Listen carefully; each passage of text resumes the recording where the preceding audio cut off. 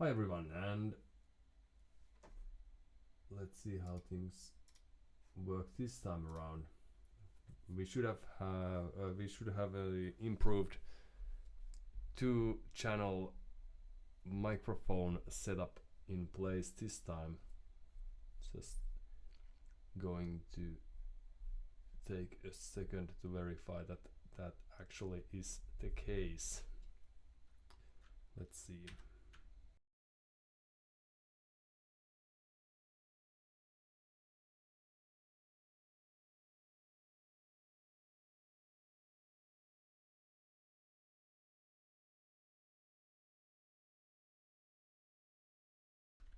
While we are also verifying the delay that we might have.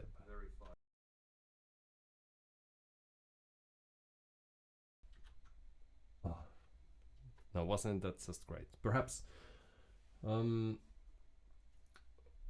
now we should have a certain friend online already. So today's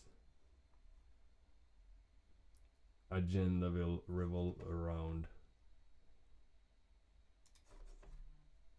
let's see, team game practices to begin with, and then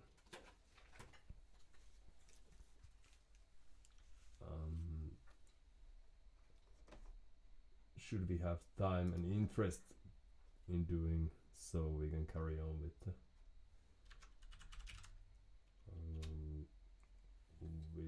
ladder and the hunting of professional gamers.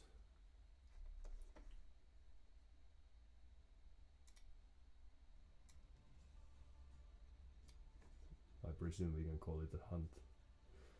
Now another thing that I don't know is how well this works, but it shouldn't be too hard, so and it's also the proper time to verify and test things is while streaming, so that's what we are going to do. That much I have learned, because this is the quality content that people are usually asking for. No. So if everything works as expected, we should get some nice audio even while trying to have a voiceover over Discord. No. Let's see. And now beware, this will be in Finnish. Should you ever try to watch this and make sense what's going on. And now just a second.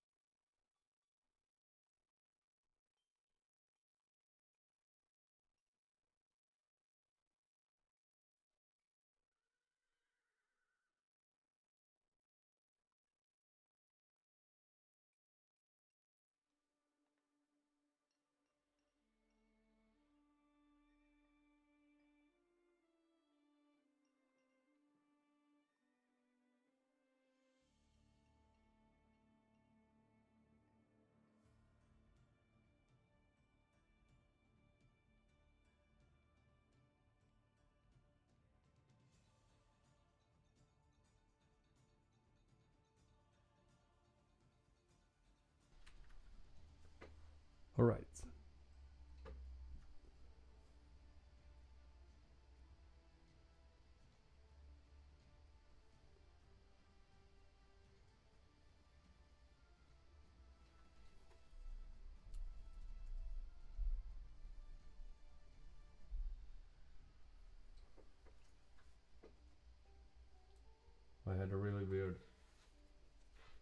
experience because I could hear myself in not only in stereo but also with a slight delay over the stream, but the reason for that was because I accidentally did have a few of them running in parallel, which as a pro tip is probably a very good thing to do if you want to get multiple watchers to your stream, but it might also be that for some reason people are not too fond of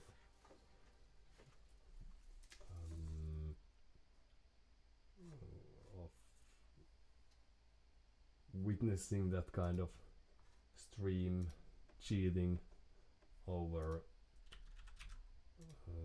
Twitch, for example. And by stream cheating this time I mean cheating your viewer numbers. I only just realized that when I'm doing hosting a custom game that now I get to see all the players I played with previously. Wow. Alright.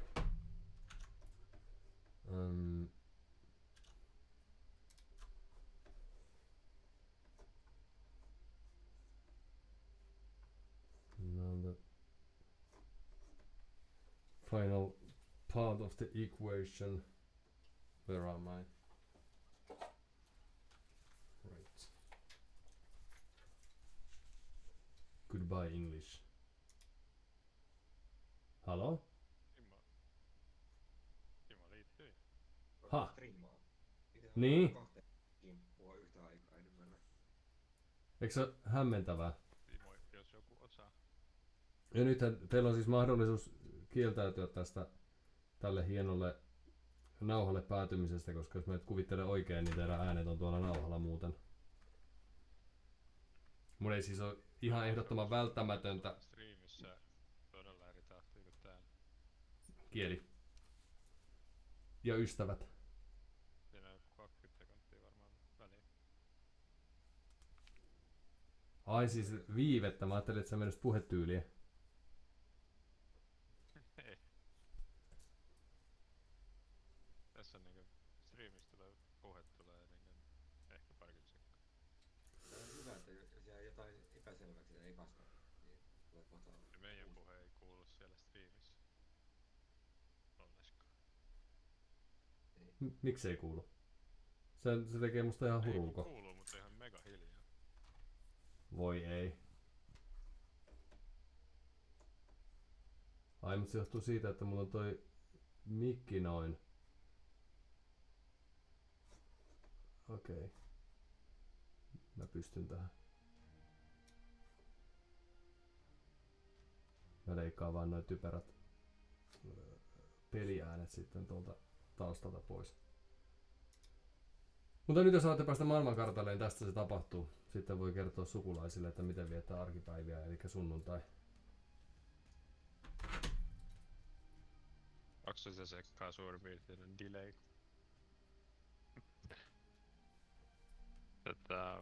Mä menenkin tän teet. Vesi on jo lämmintä. Okei. Se on hyvin tehty. Onko se Santtu vielä siellä? Joo. Vaude. Saanko mä jostain laitettua ääniä nyt? En tiedä.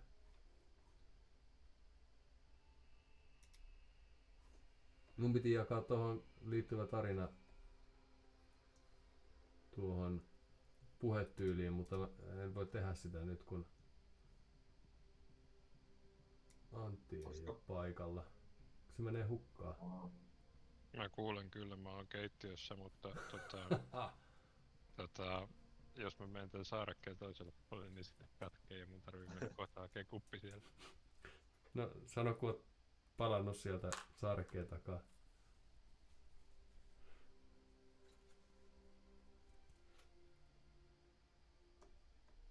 Odotamme.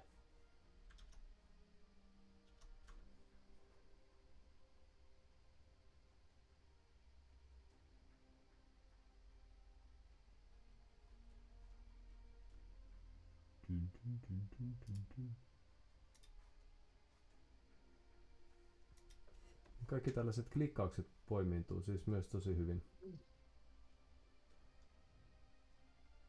Niin toivottavasti ei vaikuttanut katsojien määrään. Kaikkien odotus.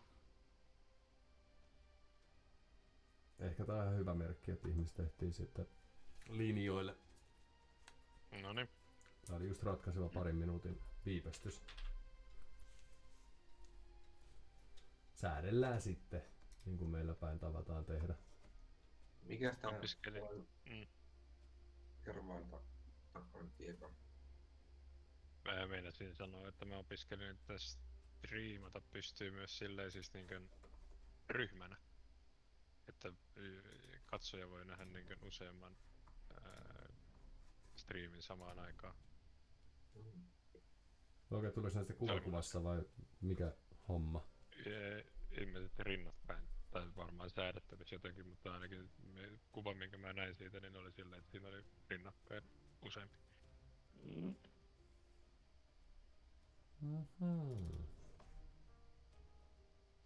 Ja tietysti tommosella kännykän näytöllä, niin sittenhän se on aika vaikeeta seurattavaa. Jostain syystä mun kännykän näytöllä, kun yrittää selaimella katsoa YouTubea, eli ei siis hienolla softalla, niin se on jo hyvin vaikeaa, kun sinne tulee 3 videoa päällekkäin ja sitten se, mitä yrittää katsoa, on pienellä. Antti, meidän joukkueeseen. Tai valitse viisasti. Äsken näytti vähän pahalta mun kannalta. Mutta se oli vaan ohikiitävä hetki. Pelinopeus on kasuaali kyllä, koska on sunnuntai-iltapäivä. Tiimien sijainnit on lukossa kyllä vaan. Niin kuin asian kuuluu. Sunnuntaista tuli mieleen, että mikä on tämä nimimerkin taustatarina. Surunkari tulee siitä, että jos et kysynyt sankaria, niin sitä, että sankari oli varattu ja sitten mä ajattelin, että mikä olisi semmoinen hauskaan kuuloinen vastaava. Nopeasti sanottuna kuulostaa molemmat samalta. Okay. Ei tarvitse olla kuin natiivi. Mä ajattelin, että tää on juuri semmoinen, että pelataan sunnuntaisin täällä runkkareita. Sun ääni kuuluu vähän hiljaisena. Mä en tiedä, johtuuko se jostain sensuurista. Kommenttina. Tärkeimmät. Sensori oli tommonen niinku päinvastainen. Kun kuuluu vaan runkkareita. Jep.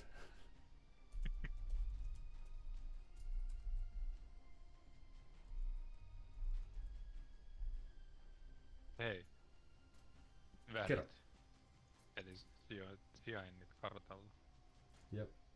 Miten te viimeksi vyörytitte? Okei, teillä oli 2, niin sillä ei väliä. Hehe. Niin. Niin ei kai sitten.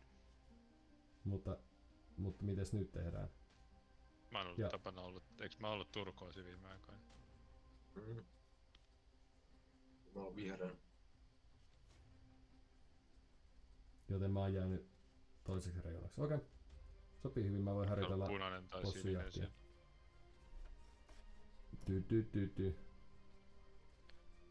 Just hyvä. Ja joko me ollaan hakattu 3 hardestia vai yhtä pykälää helpompaa? Ei olla hardestiin vielä menty. Näistä käy kun lomailee, niin unohtaa kaiken. Meillä on Santun kanssa ollut hardia vastaan semmosia semmosia Tiukkoja. perusvoittoja ja sitten myös semmosia perustappioita. Päivän ensimmäinen peli yleensä on ollut sillä, että meidät vyörytetään, kylät palaa ihan täysin ja sitten seuraava peli taas on päinvastoin. Semmonen lämmittelypeli aina siinä on ollut. Otetaan sitten pois alta. Oliko kartalla väliä? Ei saari tai kovasti vettä karttaa. Oletko sä pelannut muuten jollain, mikä tahansa maakartta tai jotain? Joo, meillä on... Mongoliaahan. Niin, joo. Santun kanssa pelattiin pelkästään Mongoliaa. Hyvä, jatketaan sillä, niin saadaan tää pois alta. Anteeksi, viipe. Eipä Tontoron. mitään. Sulla nyt tulee tuolla striimissä karttavalintaa vasta. Mun striimissä. Ton verran on viipe. Mitä jos sä päivität? Niin, koska mulla viive on. Vaikka tän pitäisi kiertää netin kautta ja kaikkea, niin ehkä luokkaa ennemmin muutama sekunti. Mä olin laskenut semmosen noin 12. Niin, jos sä päivität sivua, sit kun selviät alkupelin totta. kurimuksesta.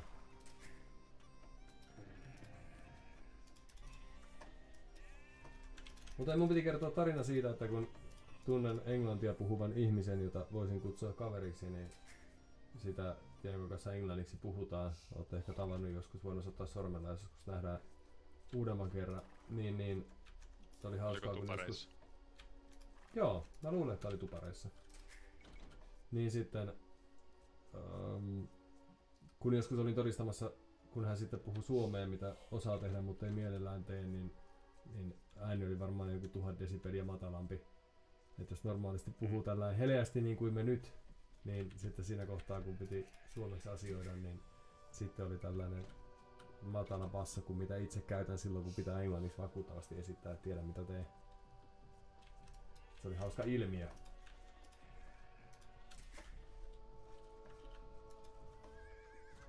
Niin ehkä sitten meissä on jotain samaa. Sitä en tiedä, että madaltuuko ihmisen ääni yleensäkin, jos on joku pakoreaktio käynnissä tai paniikki tai jotain. Santtu on varmasti lukenut tutkimuksen tosta aiheesta. Kerropas jotain, mitä tiedät. Eli varmaan on. Joo. No joo. Tuli niin matalasti, että vaivoin kantautui korviin. Joo. Mutta tietysti kantautui ilman vahvistustakin, koska oli niin matala kuin valaiden laulu. Josta olen kuullut tässä. Koska voi ei, täällä kuolee lampaita vasemmalle ja no.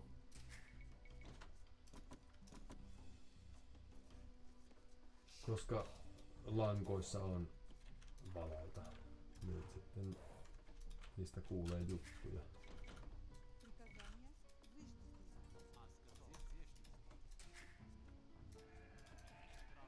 No onpas possut kivasti rinnakkain tuolla.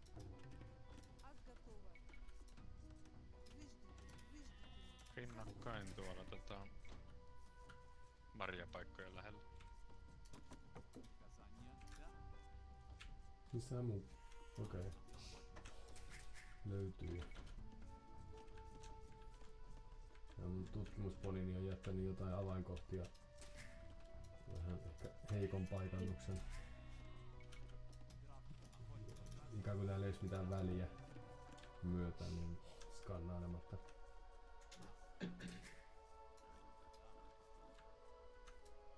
Okei, no nyt mä kokeilen tätä. Tapetaan kyläkeskuksella aikalle ja sitten oho. No, kyllä tää tästä. Sitten oho. Sitten oho.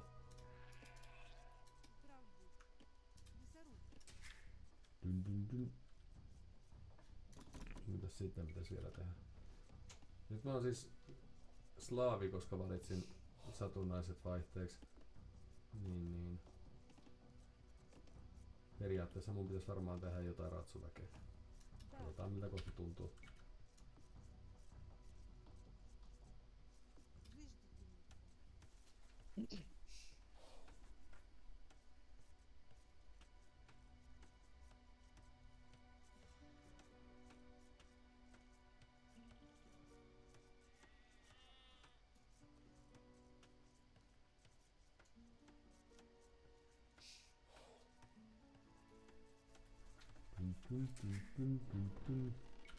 Ei. Voisi tehdä myös lisää kyläläisiä. Kaikenlaista on koko ajan. Saatko sä Santtu kukat istutettua ja... Mikä? Saatko sä kukat istutettua vai miten kävi? Joo. Ja onko se valikoinut remonttipäivän? Ei mä ajattelin, voin teitä vähän kysyä, että myös niinku suuntaan antaa vai mennä tietenkin pitää ohjeita tai muuta. Nää vuoksi. Niin no se on ihan fiksusti ajateltu tietysti jossakin mielessä. Vai muistaako Antti enää mitä tuli niin kun... Kyllä, mulla on kyllä. En toki ihan ilman täkyjä olisi taas muistanut, mutta...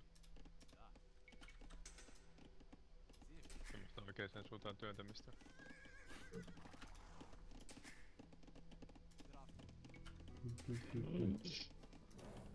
Se on mulle luonteenomaista kylläkin. Ja muille ihmisille on luonteenomaista työnnellä myös oikeaan suuntaan eikä vitsillä väärään. Tai katolta alas niin kuin Santukassa tänään kun nähtiin ton muuan hyllyn kannon merkeissä, niin ehdittiin vitsailla siitä vaihtoehdosta myös. Jos katolle pääsis. Ihan hyviä kaikki. Niin tietenkään ihmiset ei normaalisti pääse, koska tää on ennalta nähty, että siihen voi sisältyä riskejä. Tänne tuli kameliskoutti. Kenellähän poikia. Olipa hassu otus. Autoihin vaan. Niin kuin meillä tehdään. Tänne tuli taas aivan tavallinen poli.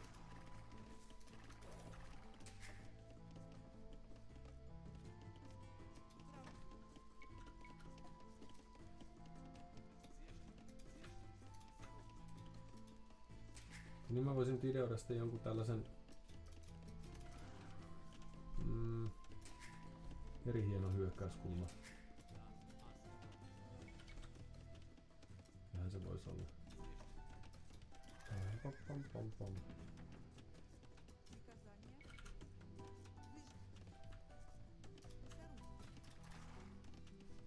Jos meitä vastassa on keltit, hunnit ja gujarat, jotka on jotain Intian perukoita kai nekin.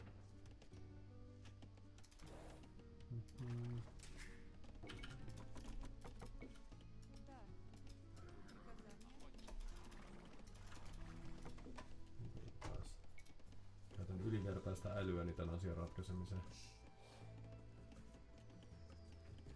Keltit ja hunnit ja gujaratit. Niitä voi odottaa mitä vaan.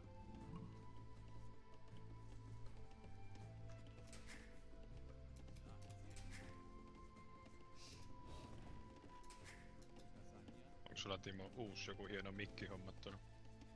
Joo, mulla on uusi hieno mikki, minkä hankin samalla kun hankin näitä kaikkia muita langattomia mikkejä, kun ajatus oli, että voi alkaa striimailemaan kitarakoulutusta ja kaikkea vastaavaa sälää. Ja laulamista, että saa laulettua hienosti. Jos ei studiomikkiä, niin kuitenkin semmoisen, mikä näyttää siltä, että se voisi olla. Niin mulla on tää Roden joku perusaloittelijaystävällinen. NT1A, jos luin oikein. Se kuuluu äsken paljon paremmin, kun on nyt lähempänä sitä ilmeisesti. Mä kuvittelen, että tässä on tällainen suuntakuvio, jolla on joku nimi. Et sitten kun mä oon täällä mikin etupuolella, niin kaikki menee hienosti. Ja sit äsken kun mä kurkkasin tonne taakse, niin sitten se yrittääkin vähän blokata. Tai ei kykene kaappaamaan, en tiedä. Kai siinä on joku idea, että sitten kun mikseri viittoo jotain kirousmerkkejä ja hakkaa näppäimistöä, niin sit se ei tulisi tähän lauluraitaan. Ehkä. Hei, mun piti kysyä muuten, mä teen pongauksen siitä striimistä, niin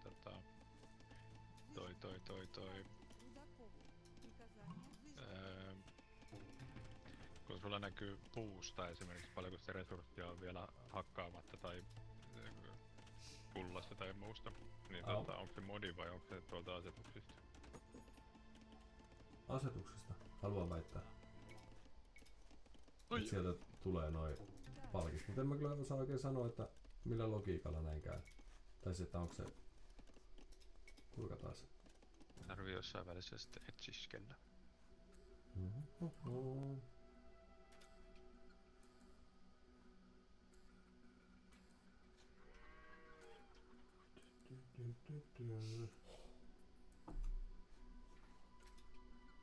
Kyllä kesken pelin mennään nyt asetuksia. Joo, täällä on tämmönen ruksi täällä peliasetuksen game.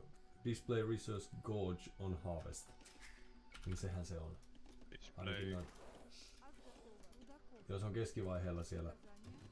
Nyt kun katsoisit striimiä, niin olisi helppo näyttää. Joo, mutta kun... siellä. Display. Mulla on ruksi siellä. Okei. Mistä sulla sitten... Mutta ei se näy niinku mistä koko ajan. kiikastaa? No sano, niin. pääsee. Mulla näyttäisi, että sitä mukaan kun... Että tavallaan ne mitä työstetään, niin niihin toi tulisi näkyviin. Näyttäisi musta siltä.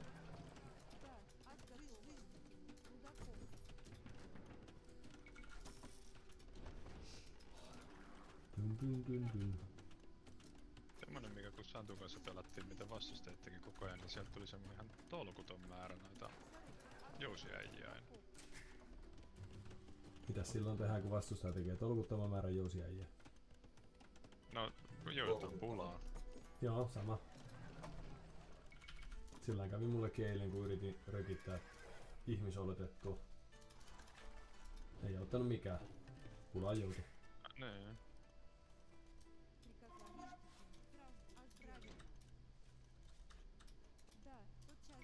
Onks Scoutti-heppan tyypit hyviä niinkön rökittää jousiäjiä?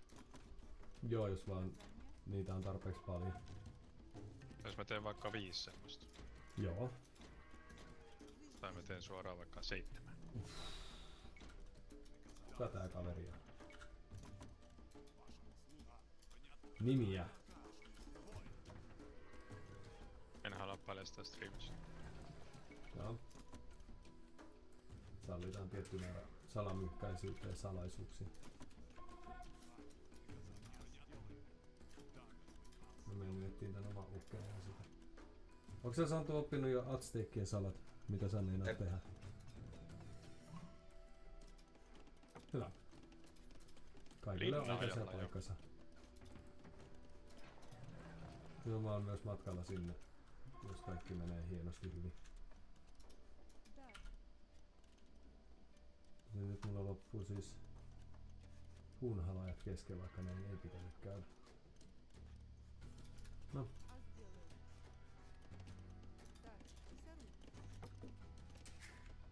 Puuhakkuupaikkoja enemmän kuin näitä puuhakkajatyyppejä. Toisaalta mä syypaloin tekee näitä jousiukkeleita.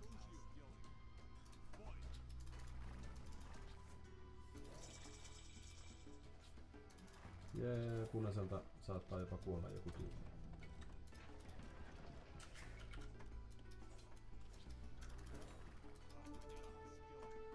Mä oon ilokseni keksinyt, että kun laittaa nämä tyypit, nämä jousiukkelit tälleen vaan muodikkaasti, että pysykääpä paikoillaan, niin sitten ne saattaa vaikka pysyäkin hengissä jonkun aikaa. Nyt punaisella on enemmän jousityyppejä kuin mulla. Mä opin tossa just ihan niinkön... kun taas tuli viholliselta Santun kanssa pelatessa valtava määrä noita jousiäijiä kylään moikkaamaan, niin mä tajusin, että ei hitto, kannattais pistää silleen pitkään linjaan tosiaan, mitä vihollinen tekee. Niin ei kuole kaikki niinkön yhteen katapulttiin. Joo, se kuulostaa kans ihan fiksulta. Kyllä kaikkea meillä on. Katsotaan, me yritetään kävellä täältä tällainen. No, nyt yksi kepiheittäjä tekee tuhoa mun jousiukko keskittymästä. Ei ole mukavaa. No. Täällä on tämmönen harhautuskulku menossa. Noniin.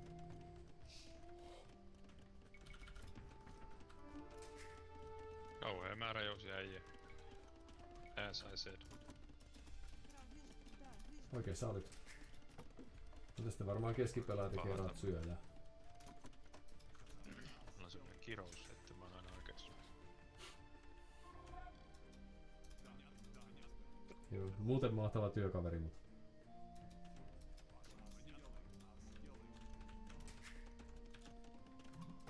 Hetkittäin mietityttää. Ah. Linna-ajan Santtu.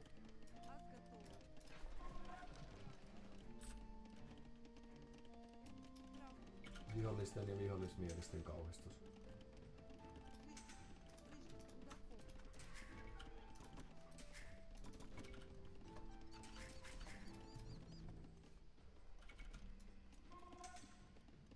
Nyt on muutaman jousiukon lisää ja käyn kattoo mikä meno keltaisella on.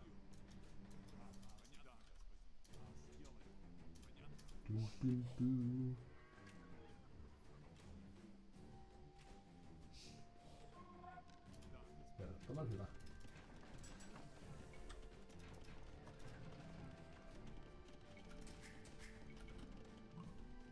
Mitä Santulta tuli tänne jotain kodinturvajoukkoja? Mä kuulin jotain, että siellä on tuossa jouskareita. Oi, kiva. Varmaan mukavaa, että teet ennustuksen ja sitten siihen vielä reagoidaan. Ja mulla jäi toinen possu syömättä, sen takia tää oli niin hassu peli. No. Tää on kyllä hassu peli.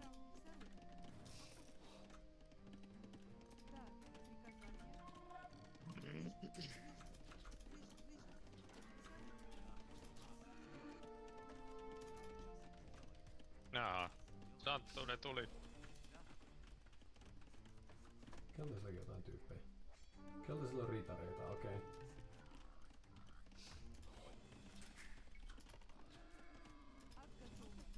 Oh. Täällä on kyläläisestä simhaa.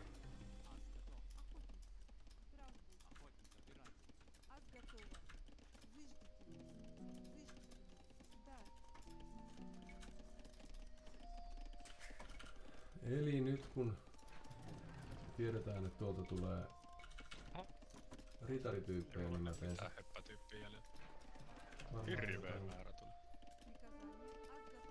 Jotain muuta. Tehdään yksi ritari, niin se hoitaa homma. Sovittu. Okei, keltaiselta tuli tänne muutama tämmönen ukkeli.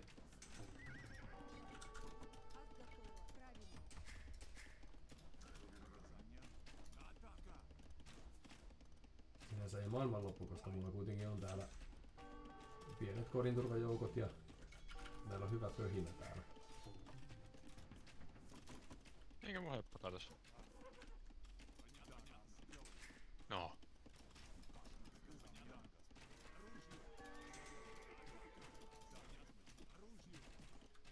Mulla oli äsken hevonen, mutta nyt mä hukkasin sen tuolla.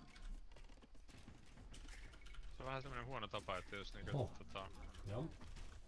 se kehenkään on pistänyt näin hyökkäämään, ne kuolee, niin sitten ne pysähtyy tonne johonkin random paikkaan. Jep. Mä keskityin hoitelemaan keltaisen kahta ritaria samaan aikaan. Täällä oli punaisen jousiukkeli tappamassa mun pahaisia puuhakkaajia. Mikä oli tietysti epäreilusti tehty, kun täällä oli pääasiassa ihan hyvä pöhinä. Okei Santtu, kiitos. Hakataanko noin punaiset tuolta kanssa? Joo. Sinne vaan täyttää vauhtia. Tän. Saat ilmaisia tappoja. Minä tarjoan. Tämä on mun suosikkitappojani. Saatiin henkettömyksi noin. No, täällä on vähän vastaavanlainen, eli hyvä tilanne. Ja mulla jäi jopa yksi ritari henki. Jokainen ritari on liikaa, niin kuin meillä sanotaan. Mä oon laittanut nää mun keppiukkelini tonne kyläkeskukseen ja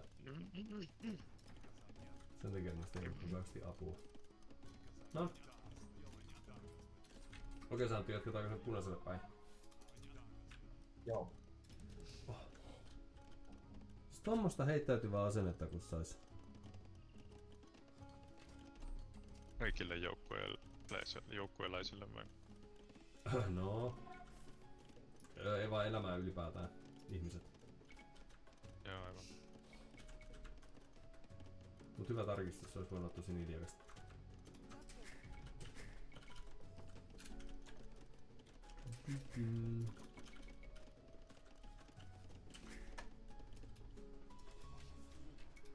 Ah, mikä löytö. Keltaisen munkki on hoidettu ja... Tässä ei varmaan ole muuta kuin nauttimista.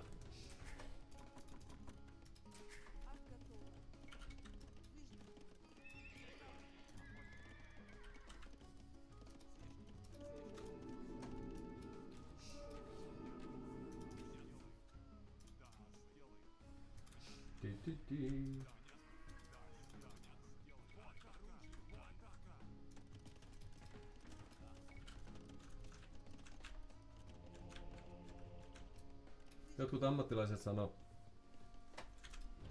eräässä haastattelussa, että tiimipelit on siitä hauskoja, kun niissä voi vaan pitää hauskaa ja nauttia elämästä. Niin tähän saattaa ihan samastua.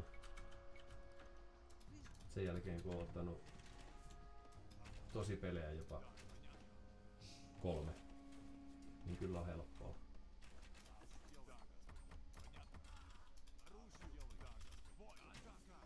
Hyvä Santtu, hyvä tuhoa. Mä kierrän tonne metsän toiselle puolelle.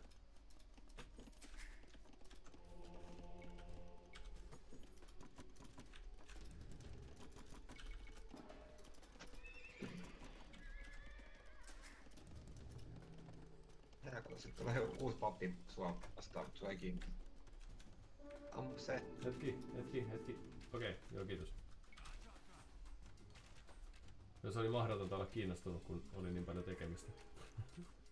Ei! Katapultti kaikkien ihmisten pahin kauhu.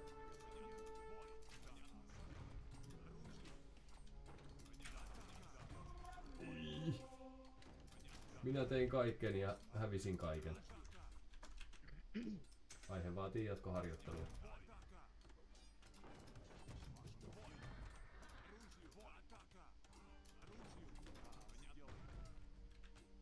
Noniin. Melkein nöyryyttävästi yksi katapultti hoisi tän mun hienosti suunnitellun hyökkäysosaston hävittämispuuhat. Onko sä Santtu lähellä 4 kautta? Mitä? Onko sä lähellä 4 kautta, mikä tila? Ei vaan. Tai joo, oonhan mä. Näin. Mä laitan sen tulille. Kun muistutit. Eipä kestä. Mä ajattelin, että täällä meidän takalinjoilla oli ehkä joskus joku tommonen muinaisjäänne. Mut se olikin keltaisen pappi. Joka toi se vielä lähemmäs kotia.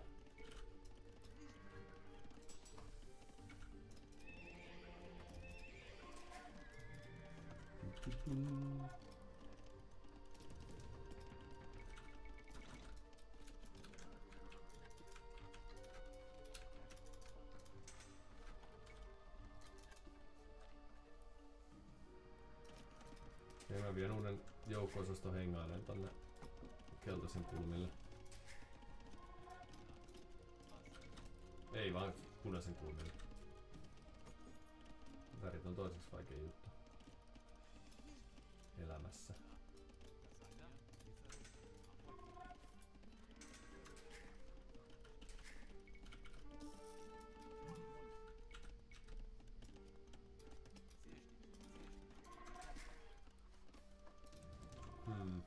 Mä en oo ihan hetken aikaa menossa mihinkään. No hyvä. Sua tarvitaankin. Kiitos, kiitos.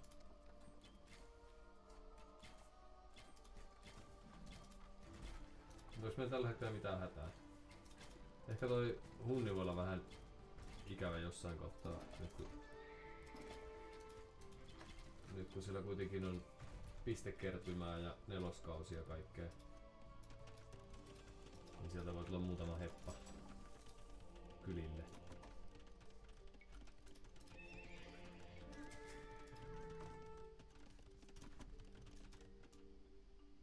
Ollaanko me varauduttu siihen?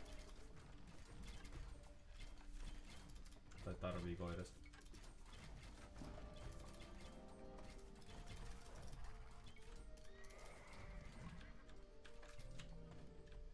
Ai Santtu pelastaa.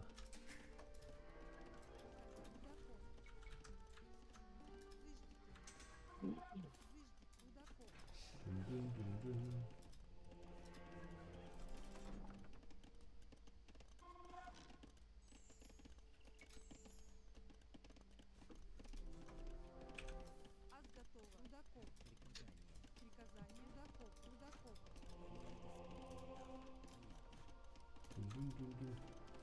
Mä käyn tehdä nyt noita perusponeja, mitä täältä löytyy täältä linnan syövereistä mulle. Ja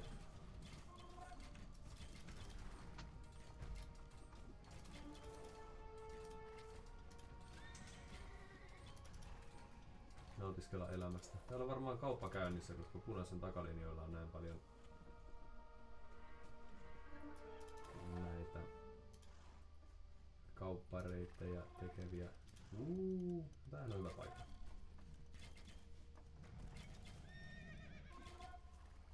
Täällä myös kunnon joukkojen pelaajien tavoin jakaa täällä vähäisiä resursseja. Siitä voi ottaa mallia.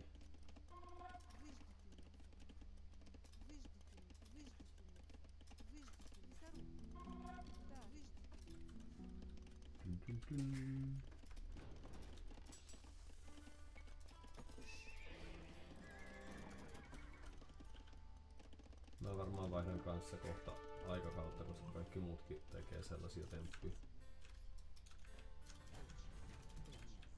Onko teillä vielä market? On tuolla näköjään. On mä just te. Mä en ihan vielä. Mutta kohta. Miksei? No.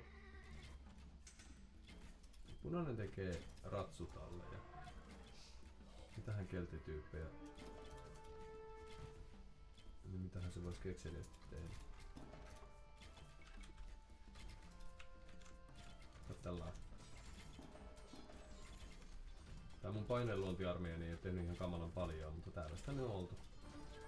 Kai se on aina jotain.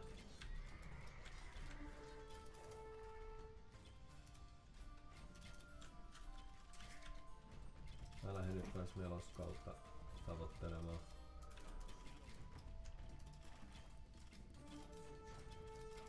Ja. Näyttäisi, että punainen on pienessä pinteessä, vaikka täällä... Oho! Täällä on jonkun verran täällä... Yeah. Miksi keltainen sanoo tollasia? Mitä tää on? Jaa. Se puhuu ilman, että luovuttaa. Mitä tää tällainen on? Ei hyvin ammattimaista. Mutta ehkä sanomisen arvosta on se, että täällä on aika paljon keltaisella kyllä myös tyyppejä. Että tää mun muutaman rakennuksen hengaillaan ja pidetään hauskaa, niin voi jäädä jopa kakkoseksi tolle voimannäytölle. Santuu! Joo. Mitäs joukkoja sillä on? Ratsui. Olier. Tämmösiä perus ratsuplussia. Oi ei.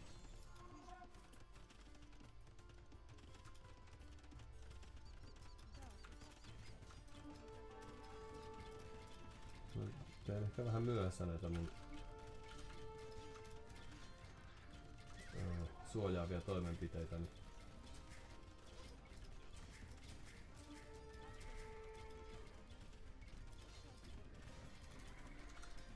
Dun.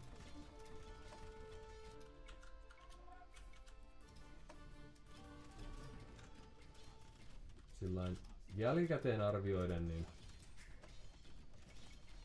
olisi voinut ehkä aikaisemmassa vaiheessa tehdä enemmän puolustusta edistäviä ratkaisuja. Mutta tässä sitä nyt ollaan ja opitaan. Nyt saa kuitenkin paranneltua ihan hyvin näitä mun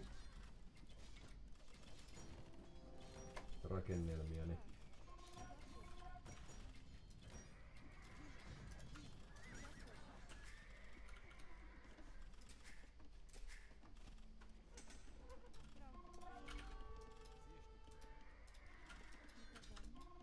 että täytyy munkin joku marketti rakentaa kohta, jottei lopu tämä ikuiseksi suunniteltu kullantulo.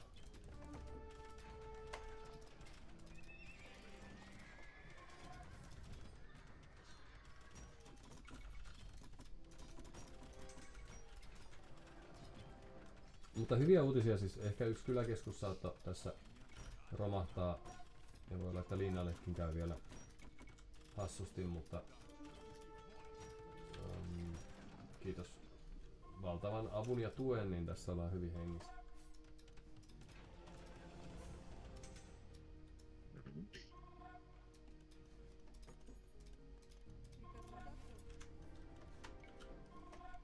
Mikä teidän status on?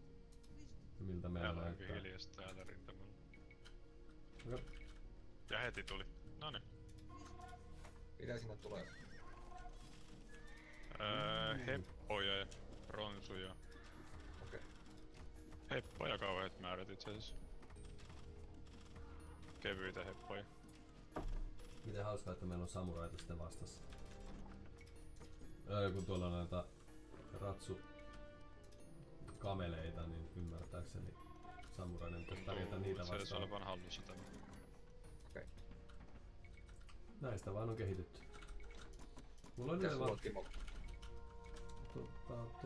Huomasin, että mulla on tässä vaan tää 60 kyläläistä, se ei oo kauhean paljon.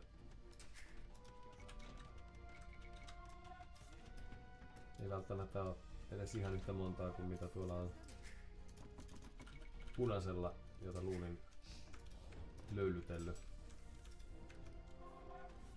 Mutta tää on, kun on julkisuuden henkilö, niin sitten tää on tietenkin paljon vaikeampaa. Sen varmaan jokainen ymmärtää, kun miettii kotisohvallaan ja saattaa lapsia susien ohi.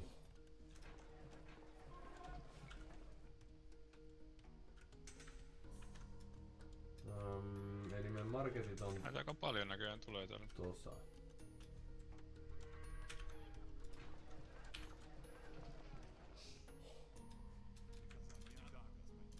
Täällä rintamalla on hiljasta, mutta se johtuu varmaan nyt sitten vaan siitä, että kerätään voimia, eikä siitä, että täällä olisi jotenkin onnistuttu lyömään jotenkin tosi hienosti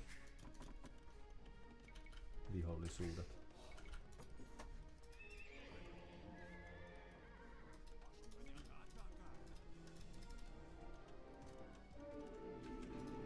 Koska ruokaa uupuu, niin mä teen sitten vaikka heittokoneita ja muita hauskoja.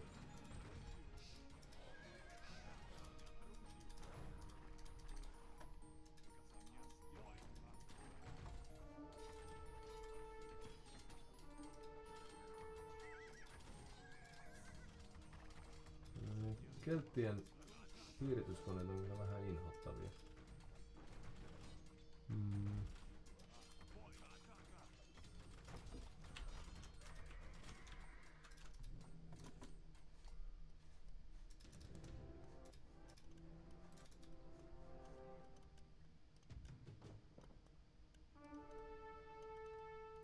Mutta mä voitais silti kokeilla tehdä. Jos mä teen tämmösiä hauskoja kopottimia ja sitten on toiveikas, että joukkue kantaa. Ei se varmaan paljon voi mennä pieleen.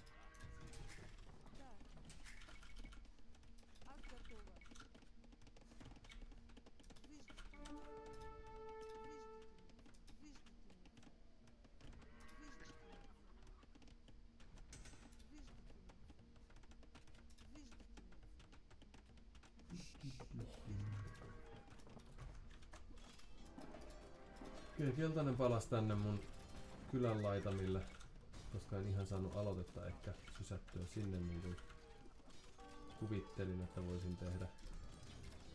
Oliko sulla Santtu vielä joukkoon jossain hengailee? Joo. Hyvä. Tuoppas ne tänne hengailee, niin jutellaan. Juu.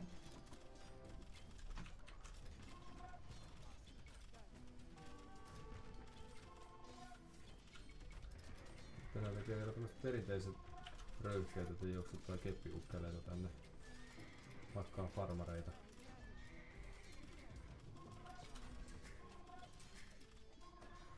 Vaikka niin ei pitäisi tehdä.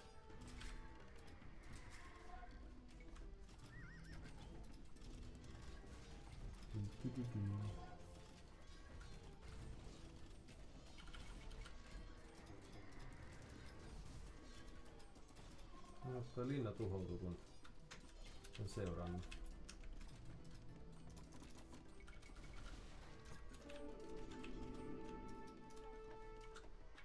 uskomatonta.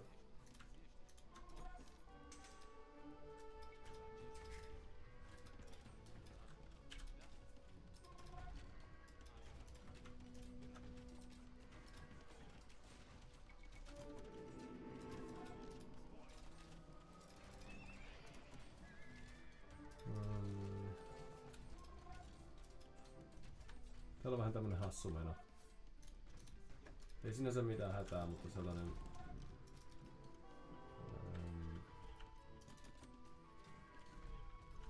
keskittymistä koetellaan. Varmaan flunssa.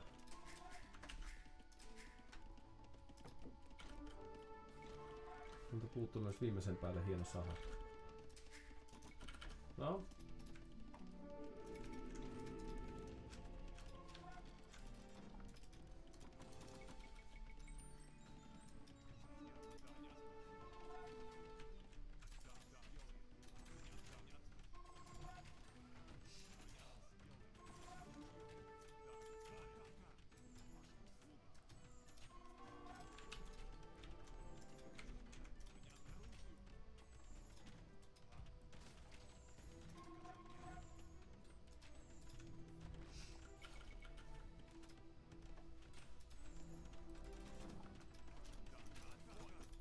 Ja minkälaista kohinaa siellä on?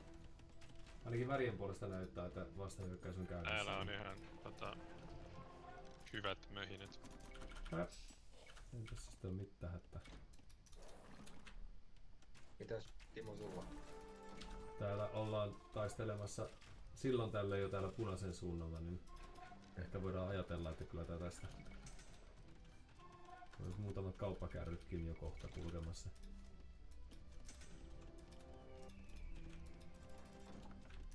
Eli voi ihan hyvin keskittyä parantaa maailmaa siellä toisen puolen.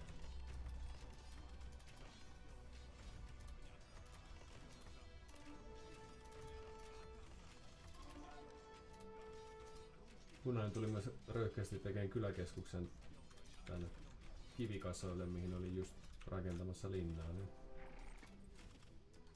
ilokseni tästä tulikin tällainen tyrmäysvoitto.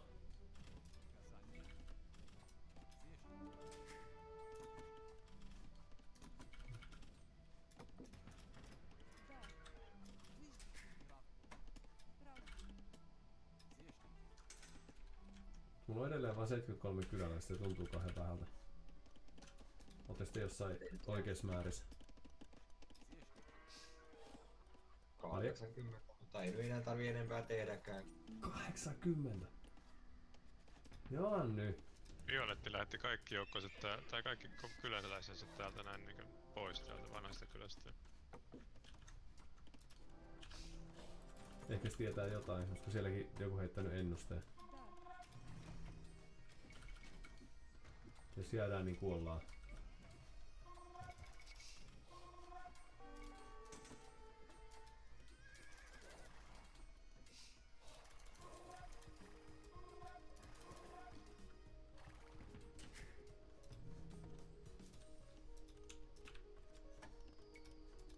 Täällä on täällä helvetillinen määrä lampaita.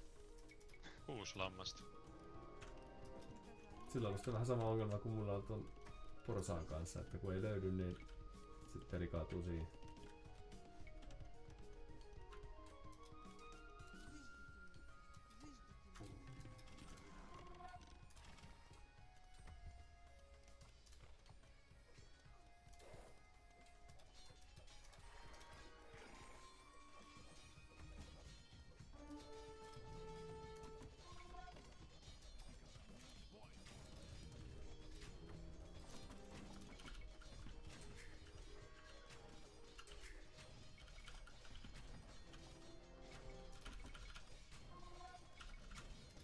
Okei, mä tein muutamat piirityskoneet ja valmistaa. Hyvänäköinen armeija saattu. Keskellä myös, siis tää on voittavaa Aztekki-peliä. Missä salaisuus? Hyvä tiimi. Alumnikaupuin puhetta.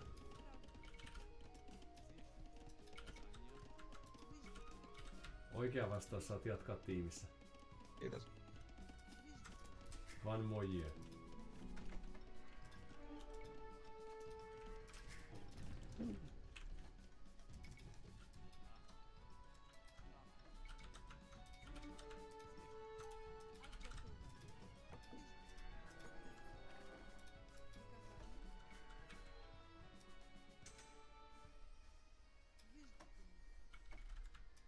Ainakin nyt tuntuma on aika hyvä, koska en ole ehtinyt rakenteleen kamalasti mitään.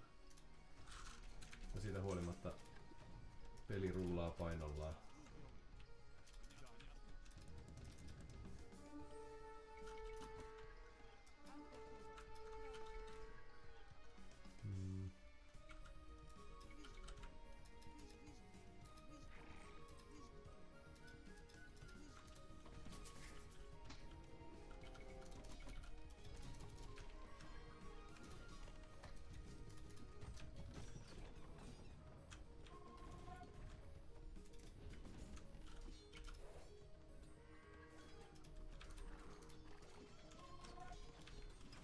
Koska Santu iskee kahta pelaajaa vastaan samaan aikaan. Näin. Joo. Tai tavallaan 3, kun Violettikin on tossa. Joo. Kenenkähän meistä pitäisi striimata ammattipeliä? Oliko se vaan tää yleisön paine, mikä tarvittiin tähän herättää? Tai siis en sano, että kun aina olisi pelannut samalla lailla tietenkään. Niin. Se on kuulijan korvassa on sellainen tulkinta.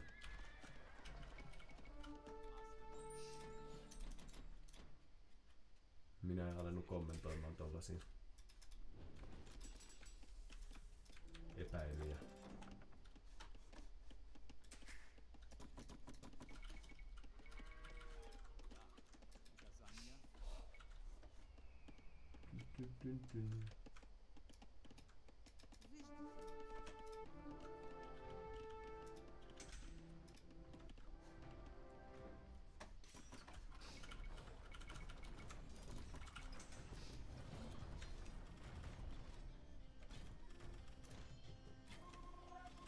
Keltainenkin on tuonut omia köykäisiä ponejaan tänne hengailemaan, mutta niistä hän ei tietenkään ole tällaiselle kulta-armeijalle vastusta.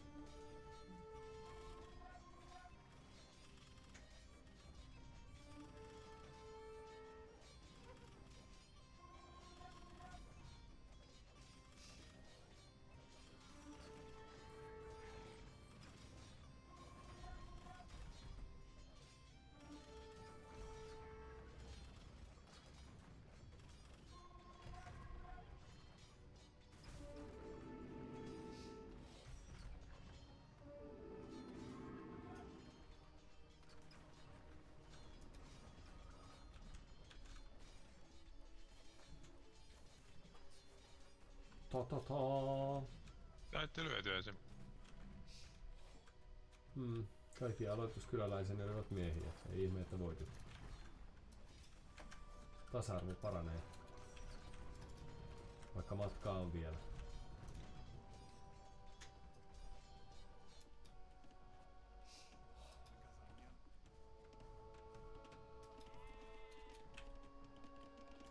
Okei, Santtu, selitäpä miten sulla on täällä EU 80 farmia. Eli ainakin 8, 16, 20, 30 tai jotain peltoa pykättynä. Miten sä oot ehtinyt?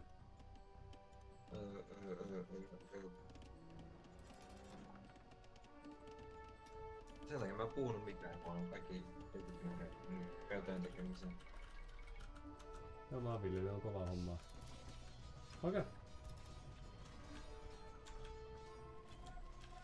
Vaikuttavaa. Kiitos.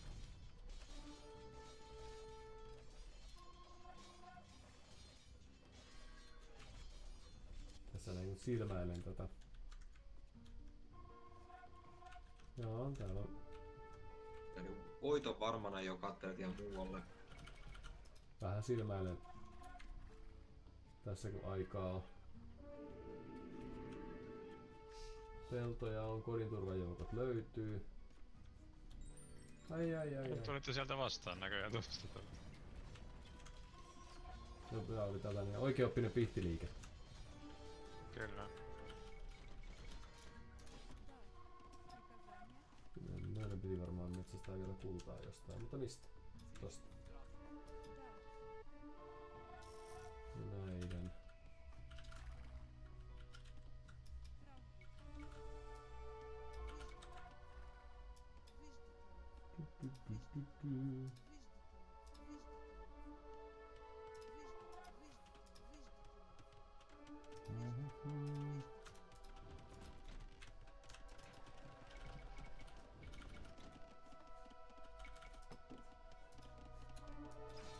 Nyt on hetken seurannut.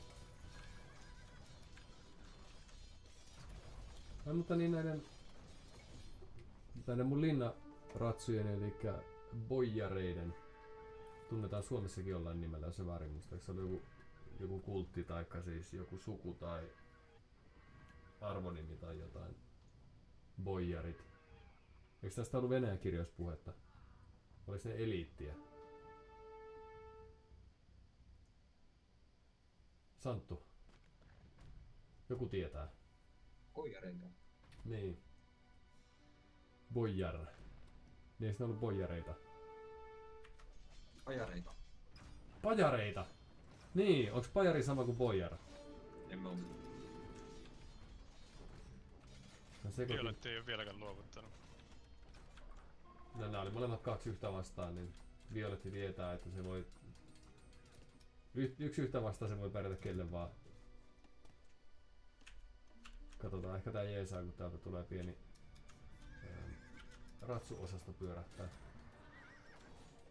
Niin Violetilla on myös ollut tämmöisiä takalaittomia, että ehkä se on vaan niin levällään, että mikään yksittäinen hyökkäys ei tunnu. Tämä on joku hiljalleen tappanut sen vanhan kylän noita jäämiä. Pisteitä. Kyllä. Näyttää hyvältä militari. Tuolla. Ihmetellään, miten mulla on niin vähän tappioita ja paljon tuotuja aloja. Ei tarvi lähettää Leskille mitään monopalkkirjeitä. Niin. Voi kertoa tarinoita, miten hän kuoli tämän jääkaappisylissä ja saatte sen. Boijar kääntyy pajarit, sanoo Wikipedia. Pajarit eli bojaarit, ylimys, olivat Venäjän ylimmän ruhtinaallisen palvelusluokan jäseniä ennen Pietarin suuren aikaa. Pajari Duuma, eli Pajarien neuvosto, on lakkautettu 1711, eli sen 300 vuotta sitten. Sotureina ja hallitsijan neuvonantajana toimivat he. Tadaa! Urraa! Ja tämän tiedon myötä. Se oli tuolla keskellä. Tonne päin ne meni ne sen tyypit sitten karkuun. Ja mä olin tuossa iloisesti kaivamassa kultaa vieressä viimeiset minuutit, mutta tän takia pitää tutkia karttaa. Mutta olipas näytösluontainen suoritus. Mulla oli vähän vaikeaa siinä kohtaa, kun keltainen tuli kylään ja punainen tuli kylään, mutta onneksi sitten oli sentteri.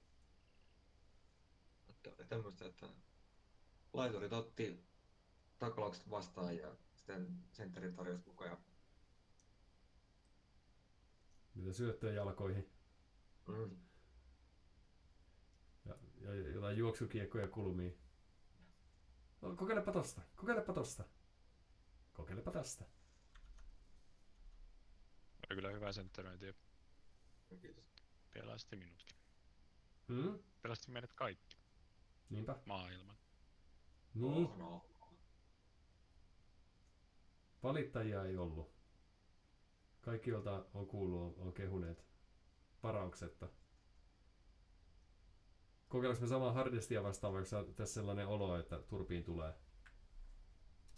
Kokeillaanko 2 hardestia? On se liian helppo. Mä luulen, että se oli helppo. Se mä voisi olla väärässä. parempi. Mutta me voidaan silti ottaa semmonen Mä veikkaan, että 3 mä en saan turpiin. Mä olin taas tossa niin todella paljon myöhässä asioissa. Tai me voidaan ottaa 4 hardia niin, että laitoihin tulee vielä enempi painetta. Onko se liian paha? En mä tiedä, voidaan koittaa sitäkin kyllä. Se voisi olla parempi. Okei, hetkinen. Tin. Mulle tuli tommonen, tästä ehkä ennenkin ollut puhetta, toi 3-4 pelin tommonen 3-4 kauden välisen tällainen tavallaan jumahdus, kun on paljon asioita mitä voisi tehdä, niin sitten tekee tavallaan hyvin vähän ja sitten ei muista tehdä kyläläisiä ja mitä kaikkea nyt maailmassa voisi kaivata. Mutta onneksi löytyi apua. Saitte kutsut ehkä. Niin sitten vähän. Ja sitten kun selvisi muutaman minuutin pidemmälle, niin sen jälkeen olikin mahdollista jo tehdä 1-2 ukkelia siellä täällä lisää ja saada kauppakärryjä ja vastaavaa. Jos Santtojolis oli jeesaamassa keltaisen vyörytystä vastaan silloin, kun sieltä lähti tuleen hurraa-huutojen kanssa tätä ukkelivyöryä, niin sitten olisi voinut käydä vähän huonosti.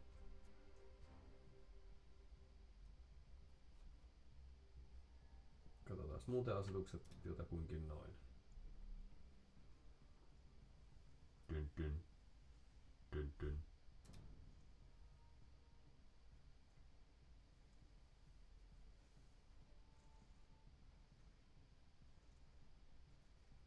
Eli nyt odotettavissa olisi, jos ymmärrän todennäköisyyksiä, niin se, että samanlainen sentterin tukema isku tulee myöskin sitten Antin laitaan.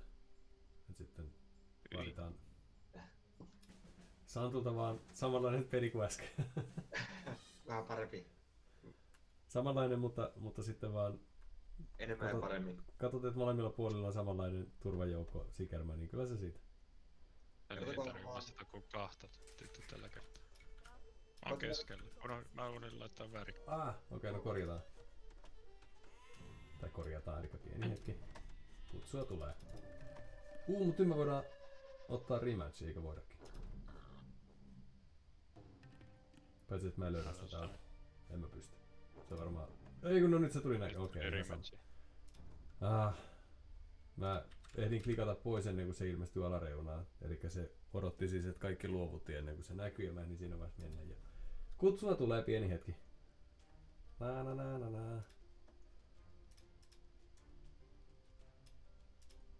Mummoka. Ja noin. Paitsi nyt Santtua ei näy täällä. Ei oo kutsua tullut. Sä et näy olemassa olevien ihmisten joukossa. Voi ei. Eli mä en tiedä menikö Santillekaan kutsu. Meni. Mäkään en pysty kutsua Santtua tänne. Johtuuko tää nyt sun netistä? Ei, tää joutuu siitä, kun toi tietokone pitää mua niin hyvänä pelaajana ja haluaa pelata mua vastaan. Miksei mulle käy noin? Uudestaan. Ei näy! Miten mä tein? Eikö mä pois pelistä ja tuun takas pieni hetki? Kai sä voit tehdä niin. Hopsi näkyy iloisesti. No niin. Pelistäkään ei. Nyt sä näyt. Mä oon aina pelissä. No nyt sä näyt. Älä muuta mitään. No tuu takaisin. Sulla pitäisi olla kutsu nyt jemmas.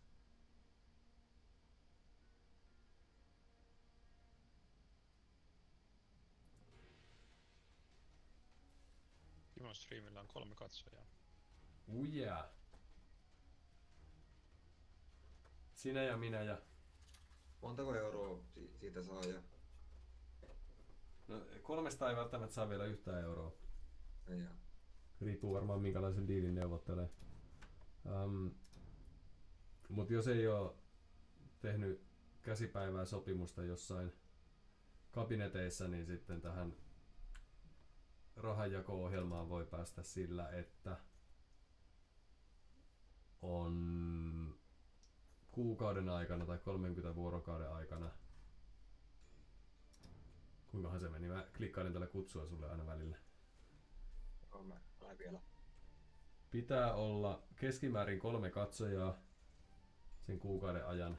Pitää olla 7 päivänä striimannut 8 tuntia tai jotain tällaista. 7 eri päivänä. Tai ainakin luokkaa, niin muutama päivä pitää olla striimattuna ja joku tuntimäärä pitää olla. Alle 10 kuitenkin molempia. Ja sitten pitää olla 50 seuraajaa ja Ai. olisiko se siinä? Niin sen jälkeen voi saada kutsun tähän mikä ikinä yhteistyökumppaniohjelmaan, jossa pääsee kiinni mainosrahoihin ja ihmiset voi tilata kanavan ja maksaa siitä sen 5 tai jotain, kun seuraaminen on ilmasta. Ja jotain vastaavaa.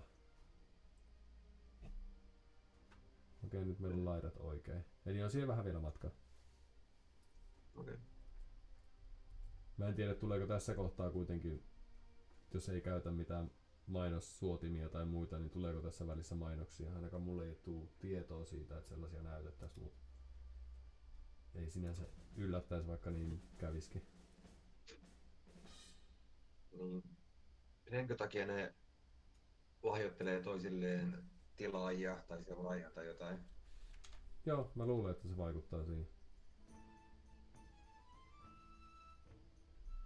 Mut siinä kohtaa, niin tai ehkä siinä on pari eri asiaa, kun sitten toisaalta kiva juttu on se, että sitten jos on päässyt siihen ohjelmaan jo, eli on partneri taikka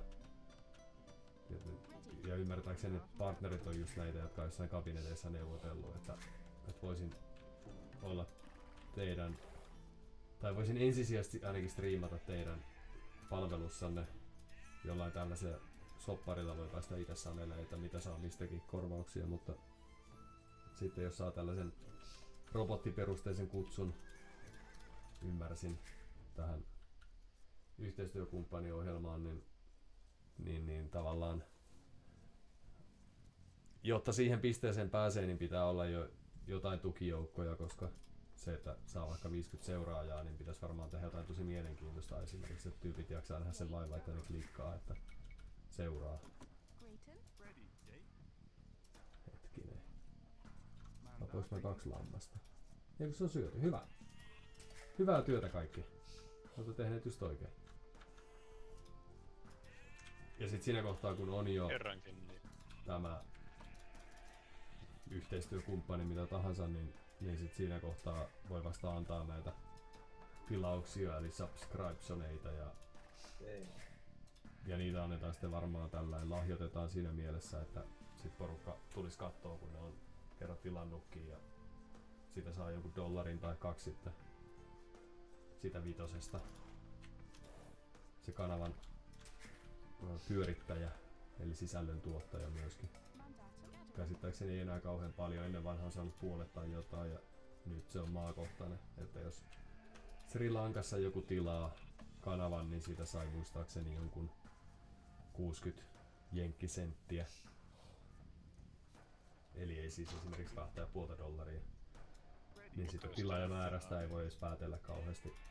Jos ei ole jotain jenkkejä, jolloin saa sen $2 edelleen, niin sit se ei välttämättä ole kauhean iso raha se minkä tekee. Joo, sano vaan. Eli onko eri maalaiset eri arvoisia pilaajia siinä? Joo, mutta ilmeisesti se perustuu siihen, että ne maksaa eri verran myöskin siellä vaikka Sri Lankoissa kuin jossain muualla.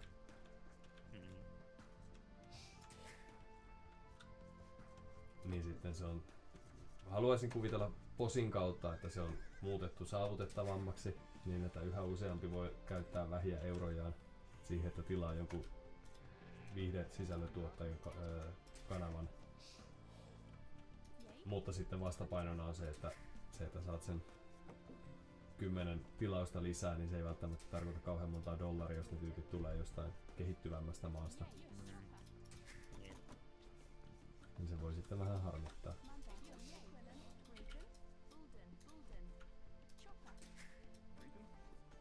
Varinkin jos tekee tällaista lokalisoitua sisältöä. Eli ennen vanhaan... Oi ei, nyt kuolee ihminen kun mulla on täällä. No. Oi ei. No. Nämä on tärkeitä oppikokemuksia.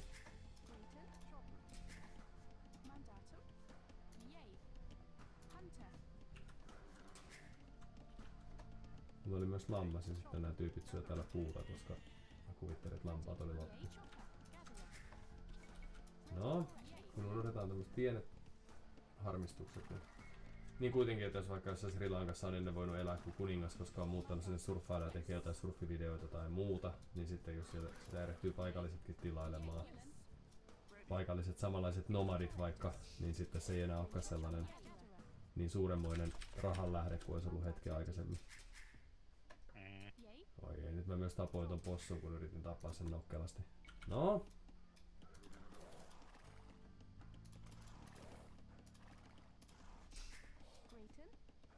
Pitää laittaa paukut sitten seuraavaan peliin. Nyt kun pelataan 3 hardia vastaan taas. Jep. Nöyrästi lähtee taas sitten omasta päästä hakemaan. Mennessä laittaa edellisen possun hakijan hakemaan uutta possua. Vielä verijäljet oli tuoreet siinä. Eiks kukaan muu vois? Se on sen duuni. Se on meistä kaikista paras. Selkeä kun se edellinen possuhakija kuoli, niin ei meillä ollut ketään yhtä taitavaa. Sillä on ketterimmät jalat. Valmiiksi tommonen. Uudemmat jalat.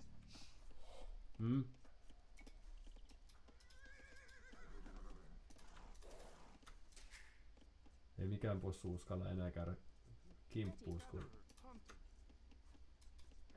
oot noin maailman kokeneen näköinen.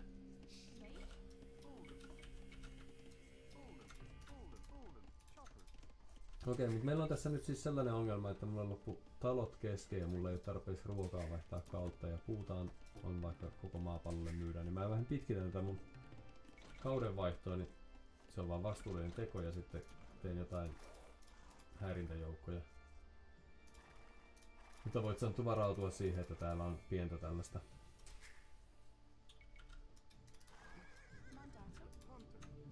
ehkä nyt vähän semmoista jumitusta.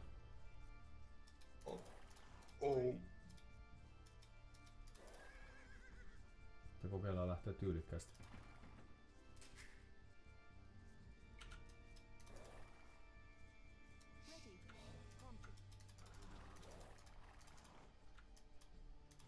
Noin.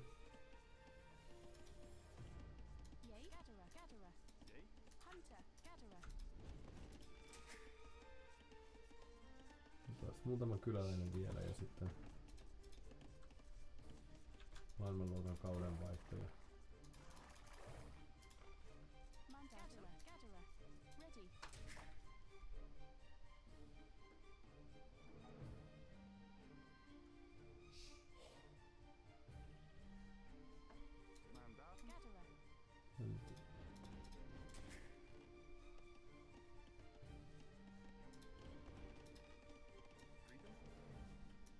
Ehkä mennyt ihan optimaalisesti, mutta täytyy katsella sitten nauhoitteelta, että mitä olisi voinut tehdä toisin, ettei olisi menettänyt kyläläistä ja puolta valtakuntaa.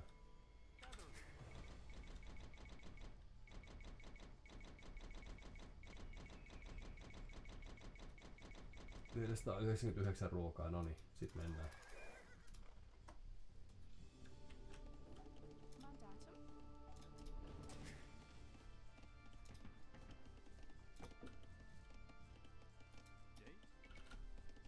No nyt mulla on sit sellainen hieno suunnitelma, että koska olen kuitenkin britit, niin voin tehdä tässä parit jouskarikukkelit ja kiusata niillä.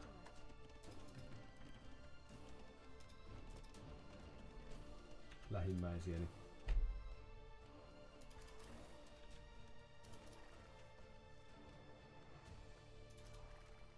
Koska sieltä kuitenkin tulee jouskarityyppejä vastaan, niin pitää vaan olla murtumatta kuvitellun paineen alla.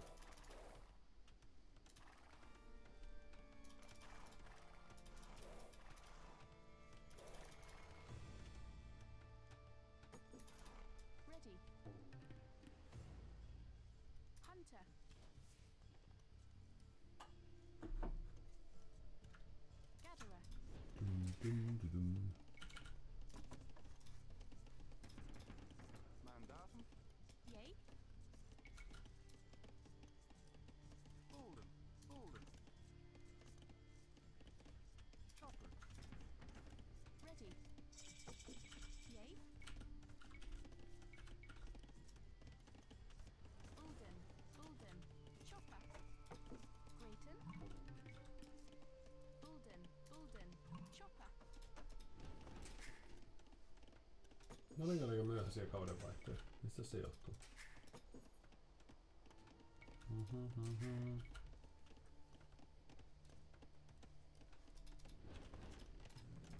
Ehkä siitä, että niillä on joku taktiikka. Oi ei. Ja meidän taktiikka? Mikä se on? Niin. TTT. Isot joukot, jotka jyräätte, mä tuon sitten jälkilöihin. Aika. Joo. Mutta toimiiko se? Tähän mennessä. Joo.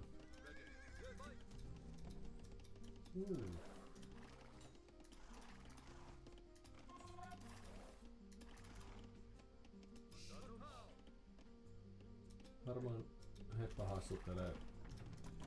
Ei, tälle harmalta lisää poneja.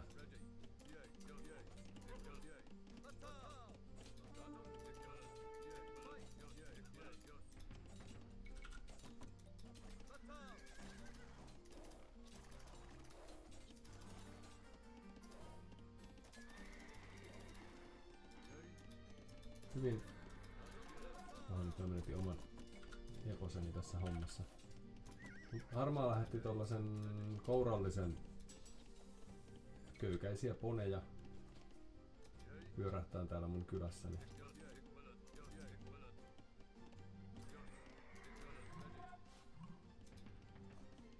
Kannattaa ehkä varmuudesta tehdä muutama... Oho, täällä onkin loppunut Mitä keppitökkiä vai? Niin, ehkä muutama keppitökkeli ja ukkeli voi olla ihan paikallaan, koska ne voi sitten vikkelästi kuitenkin tulla ja tehdä esimerkiksi vahinkoa.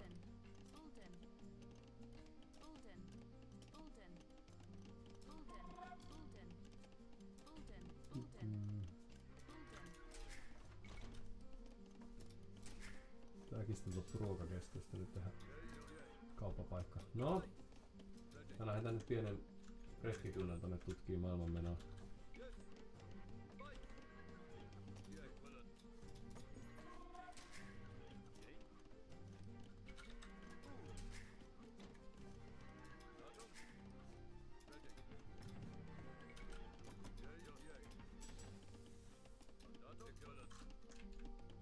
Joku ammattilainen voi sitä laskea, että onko sen arvosta, että jos on tehnyt...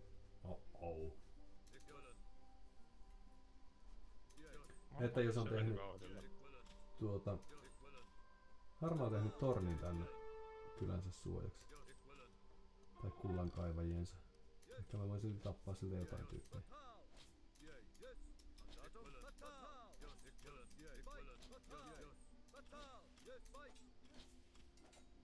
Katsotaan.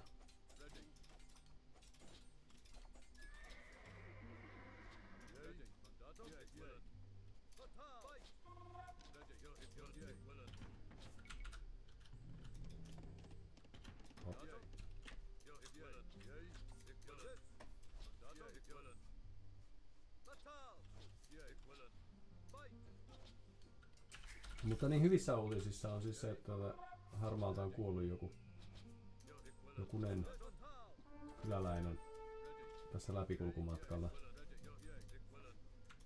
Mä kokeilen jatkaa tonne syvempiin sfääreihin. Ja sotamenestys oli jopa niin hyvä, että loppu talot kesken, mitä ei kuitenkaan tapahdu kauhean usein.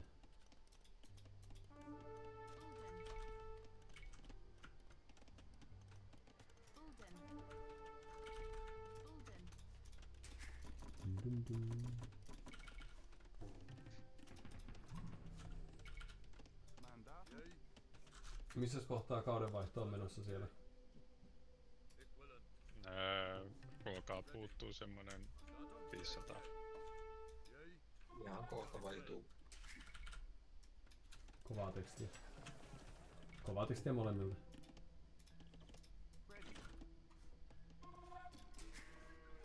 Tässä kultaa on, niin mä voisin yrittää ostaa itteni kohta sitä. paremmille aikakausille. Hyvä Santtu, hyvä meidän joukkue.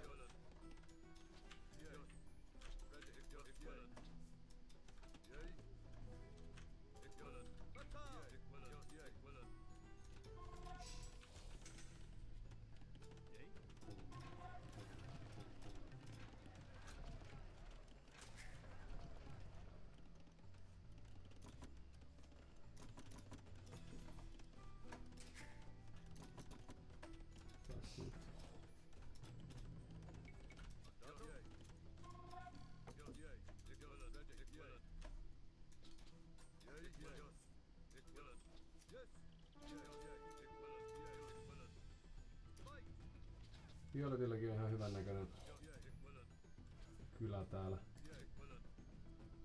Tietysti meidän mielestä se on hirvittävän ruma ja epäkäytännöllinen. Muutama kyläkeskus on jo tehtynä.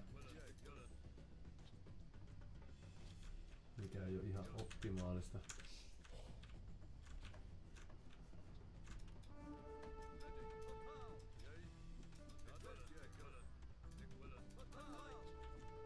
Mut musta on tehnyt nyt kepiheittäjiä. Ja mikä tumman harmaa onkaan, niin mikä on sinänsä ihan loogista tällaista brittipelaajaa vastaan. Nyt katsotaan. Mä yritän vaihtaa kautta ja tehdä mitä.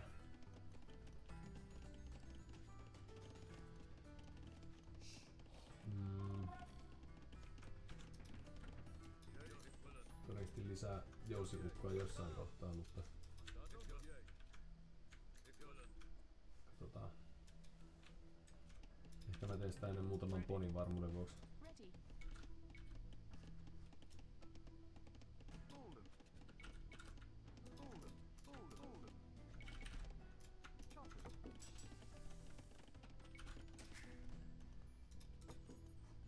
Keltaisella on ritareita tuolla. Onks monta?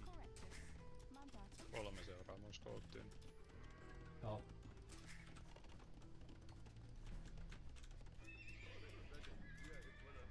Kyllä löysiäkin pirkustettua. Ai. No toi oli toi tumman, mikä tää musta on, niin sen investointi oli merkittävän pieni, kun yleensä noita tulee joku 20 jousiukkoa tai jotain, niin sillä olikin vaan tää violetilla on ratsujousiukkoja. Tollasta luvassa.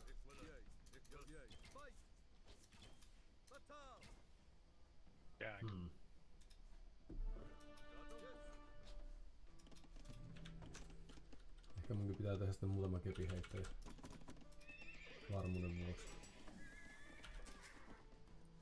Ja sitten poneja, joo. Otetaan. Hei, Santtu lähetti mulle 2 kirmisseriä. 2. Sieltä tulee jonossa lisää, Ai, tulee niille tipotelle. Sä kuulostin silleen, että 2 voi ei. Mitä niille tapahtui? Niin tuli Karkurit! Siitä mukaan kun Linjanso tuottaa, niin Ja täälläkin tarvitaan sitten.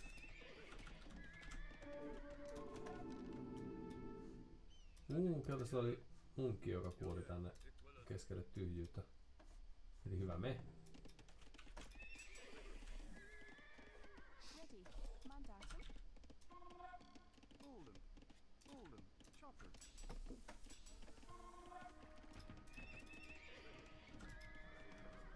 Ja mä kokeilin nyt tehdä muutamat. Mitäs kansoilla edes oli? Burgundit on musta mulle ja tuli tänne. Punainen tuli, mutta se ei päässyt. kepiheittäjät on vielä oikeassa asemassa.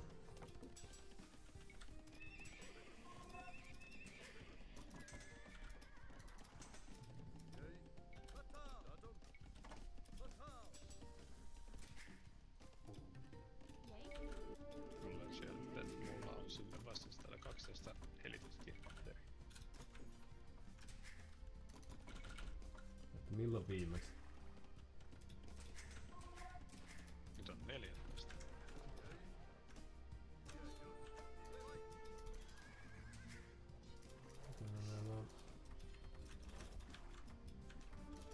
ylhäältä. Noin.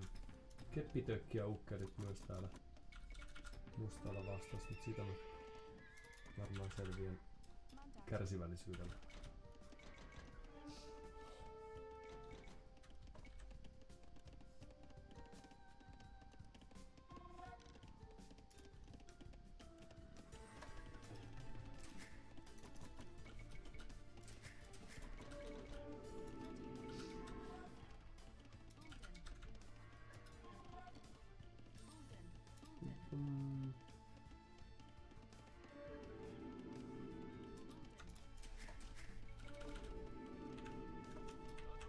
Hetken ei seuraa ja armeija löytää seuraa.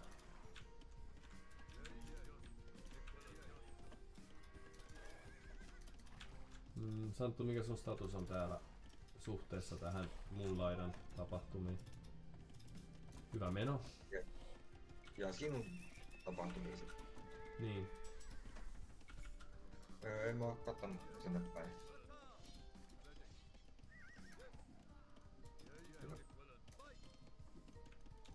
Ei sinänsä haittaa, mulla on täällä nyt tällaiset ukkojen pilkkomispäivät. Oh.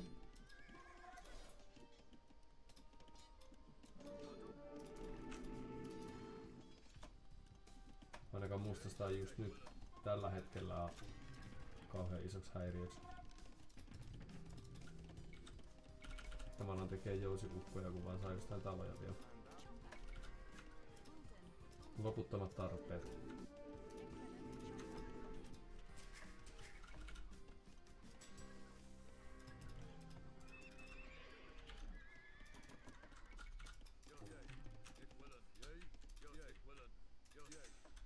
Jos viitti tulla hengailemaan tänne mustarajalle noille main, niin voisi yrittää pitää siellä jonkun aikaa kotia. Joo. Antilla ei oo mitään. Tää ei. Ei toistaiseksi. Tietenkään. Aha, tuolta hiipii hiirityskone, mutta mehän emme sitä piittaa. Kyllä nyt sun kepeinen on hyvä. Periaatteessa kauheeta vauhtia vetää. Ja, ihan niinku niillä ei ois elämää tai jotain. Se on pisteessä aika paljon edellä noita muita tiimiläisiä, niin siellä on aina jonkunlaista reidiä. Tralalala. Ei vaikuta meihin. Tralalala. Onks meillä tietoa miten sitä menee? Eli mitä siellä... Mitä keltaisella on Ei, oikeastaan mulla on? kävi toi punainen vaan, että toi ei tehnyt kyllä yhtään mitään, mikä tietysti varmaan... Mulla oli täällä vielä. onnekkaasti muutama jousiukkeli hengailemassa, niin voin ottaa niistä ilon irti ja hyödyn.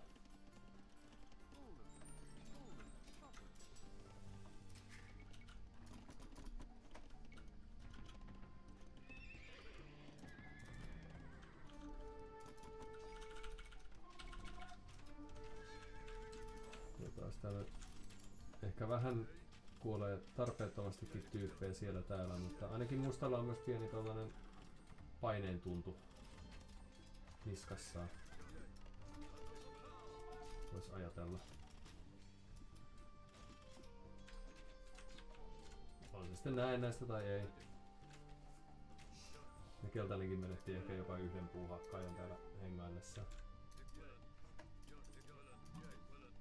Kohta kuolee lisää.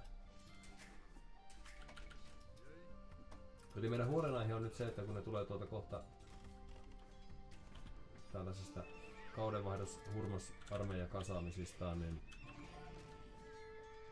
se voi tarkoittaa meille huonoja aikoja. Ehkä. Okei. Sehän nähdään.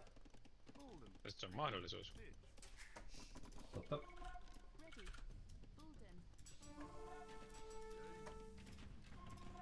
Sitten meiltä puuttuu tällaisia perusjuttuja kuin ballistiikka, joka tulee muuttaa kaiken.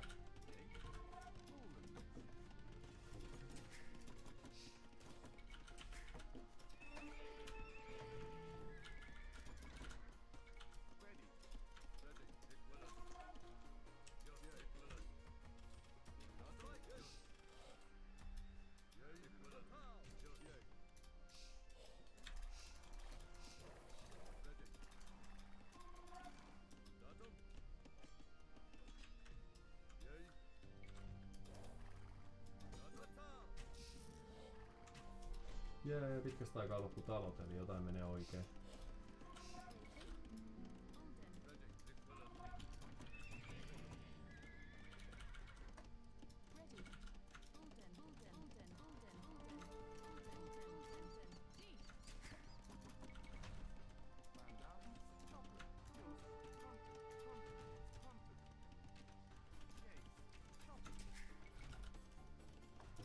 Mulla menee vielä jonkun aikaa päästä seuraavalle kaudelle. Joo, niin mullakin. Mutta onhan noitakin vasta parit ja niillä on tommonen ikävä katapultti tekemässä riistoja, niin ehkä menetin vähän armeijaa turhaan, vois joku ajatella. No.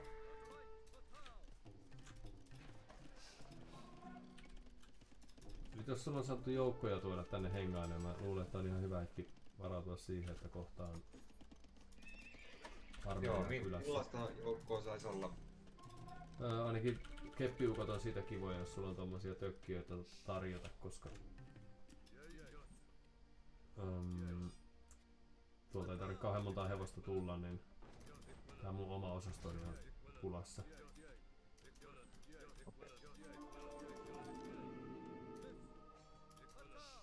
Niin sun uudelle. Joo, tähän johonkin tällaiseen.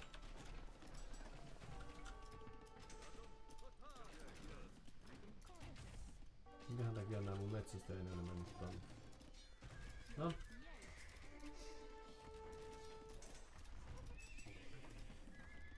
Mä käyn sinänsä ihan järkeä.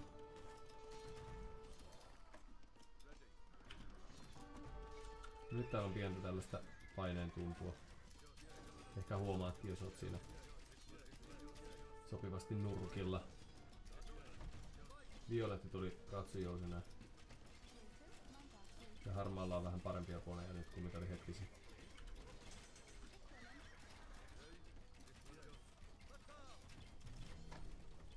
Oh-oh.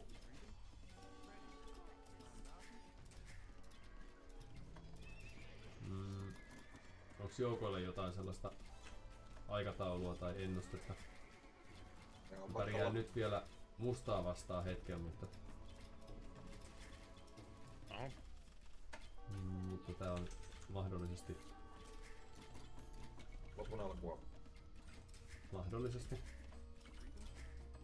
Tää tuli kuitenkin jonkinlaisella röyhkeydellä tähän hengaan, eikä mä saanut kauhean hyvin pelastettua näitä harvoja tyyppejä mitä oli. Tästä mä en saanut pelastettua näitä ollenkaan. No. Jee. Armeija. Niin kuin sanotaan, aina on jonkun armeija.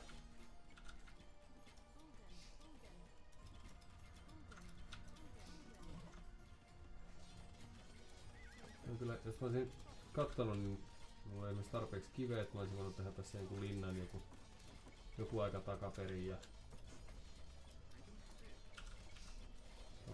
rahkeita oli aika monia, mutta mä oon hieman vinosti hyödyntänyt tätä mulle tarjottua kapasiteettia. Onko Santilla vielä kaikki hyvin? Joo. Saaks Santtu joukkoja? Tänne tulee ehkä sun luokse oikeastaan kohta. Niin ei ehkä tarvitse tehdä kamalasti.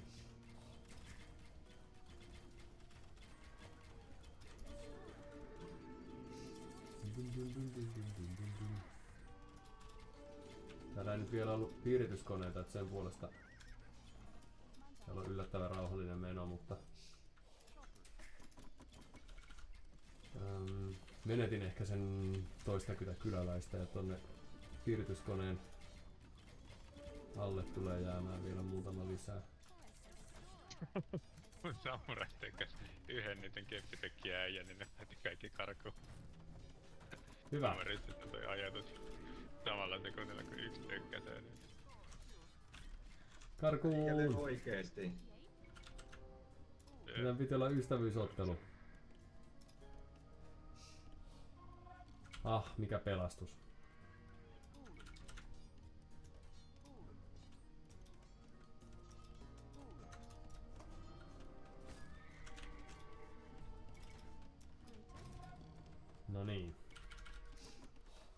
tietysti täällä on hieman tämmösiä tuhoja luvassa, mutta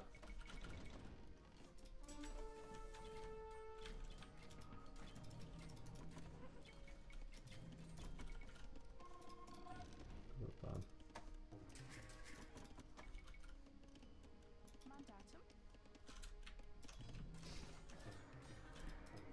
Noin se 30 kyläläistä.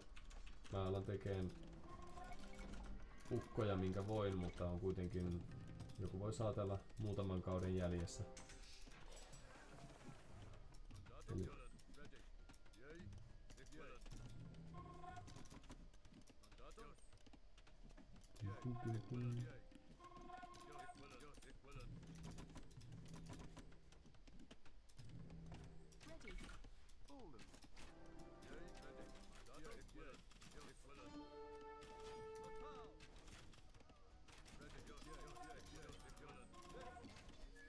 Ilmeisesti ne mun tyypit siellä tappeli.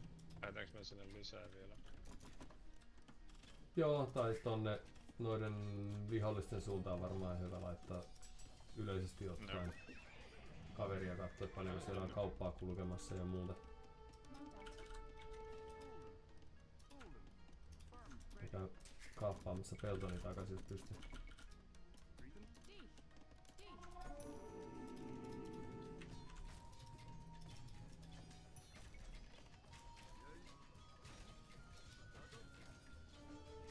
Meillä on hyviä jousiukkoja sinänsä, mutta nyt toi muurinmurtajien armaada näyttää huolestuttavan.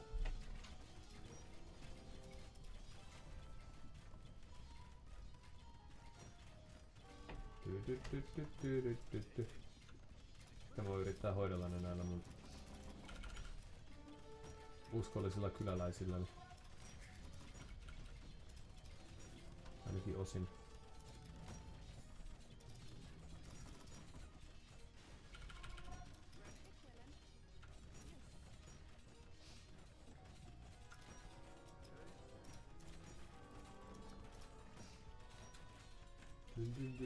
Mutta hyvälaatuisesti on tukijoukkoja siellä täällä. Tää näyttää hauskalta. Vaikka nyt tää näyttää taas vähän ikävältä, että täällä on suhteellisen kovakuntoisia poneja. Ehkä tää ei mennytkään ihan hyvin. Jos teillä on apuja, niin voi laittaa tännekin päin tietty. Mä laitoin tulee sinne. Mä en tiedä onko ne siellä kuinka lähellä vielä. Ne on mun kylän ohi menossa just. Ja tämä tuu täältä pikkuhiljaa vastaan tässä. On sen verran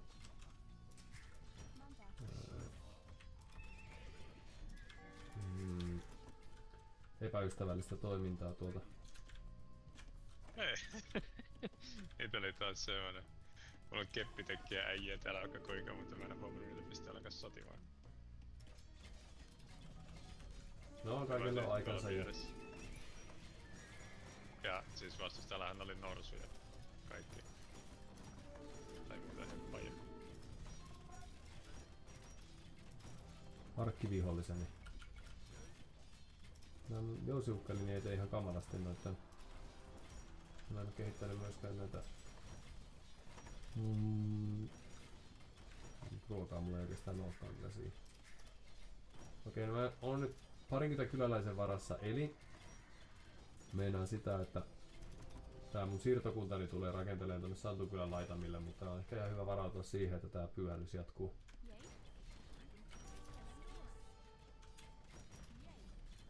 Dun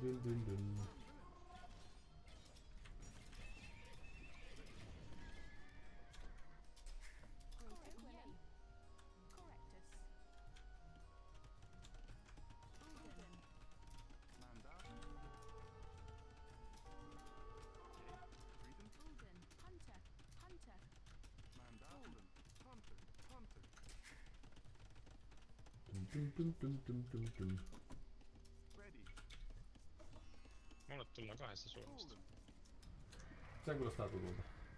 Mikäs sun joukkojen tilanne on nyt, kun sä oot lähettänyt kaikki tänne? Toiveikas.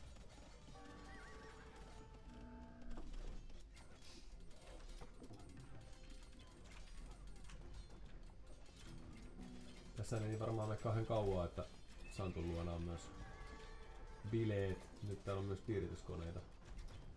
Santun luona on bileet, joo.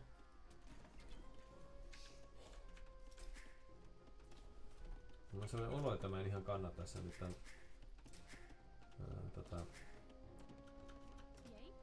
tätä osaa vastuusta kun soisi. Koska sentteri on pelannut hyvin koko ajan, toinen laita on pelannut. Sä oot vielä hengissä, hyvä Antti. Joo. Mitäs? Onko sulla jeesiä tänne Santulle? Nyt kun oot siellä hyvin hengissä. Ei, mulla tulee tällä hetkellä 2 suunnasta. Varmaan pitänyt tehdä mun linnat enemmän tänne Santun suuntaan sitä ajatellen. On tuolla sentään jotain rakennelmia, mitkä vielä hetken aikaa sitoo. Tännehän tuli skorpionia kerrakseen. No, keltit. Aina hassuttelemassa.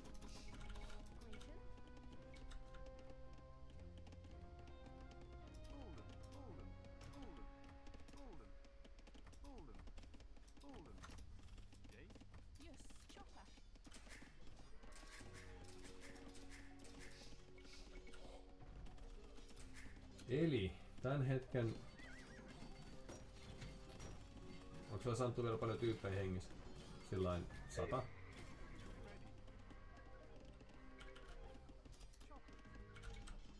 Hiljaisuus on epämiellyttävä ääni.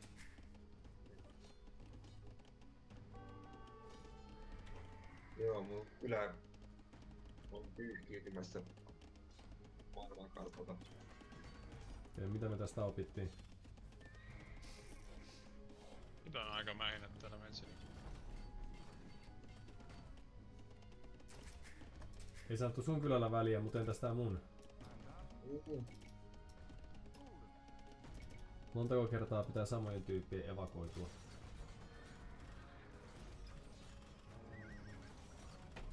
Joo, kyllä tänne tuli nyt aikamoiset joukot päästä. Katsotaan, mä en tehnyt oikein fiksuja päätöksiä tässä. Keräsin hirvittävästi kiveä, mutta sitten kun mä lopulta sain aikaiseksi tehdä linnoja, niin ne ei tullut tonne, missä oli tuo varsinainen paine, eli tonne etulinjaan, vaan mä laitoin ne tonne kylän taakse. Täällä on tämmönen niinkö lukematon määrä näitä skorpioneja ja sitten 4 trebucheita tuolla reunalla ja ronsut ja kaikki päällä. Miten meille näin kävi? Jaa. Mutta tämähän oli hyvä. Tuntuuko niitä olisi 1 liikaa? Aina kuvittelisin. Niin. Se, jos mä olisin päässyt tässä jossain kohtaa yli ton joku 50 populaatio ainakin tuntui siltä, että jäin ehkä hiukan jälkeen ja vähän vajaaksi. Rakentelin turhan paljon semmoista armeijaa, mikä sitten lopulta lensi roskikseen, niin sitten olisi voinut ollakin joukkoja lyödä tohon vihollisen suuntaan. Ilman, että tarvii lähettää sieltä toisella puolella maapalloa tyyppejä. Koska jos Antti olisi pitänyt armeijan siellä, niin varmaan ainakin tuo ensimmäinen aalto olisi pysynyt ihan hyvin handussa. Olisi pitänyt itekin hyökätä vaan näin. Se ei uskalla. Jos mä kuolee, niin sitten käy köpösesti itselle. Jep.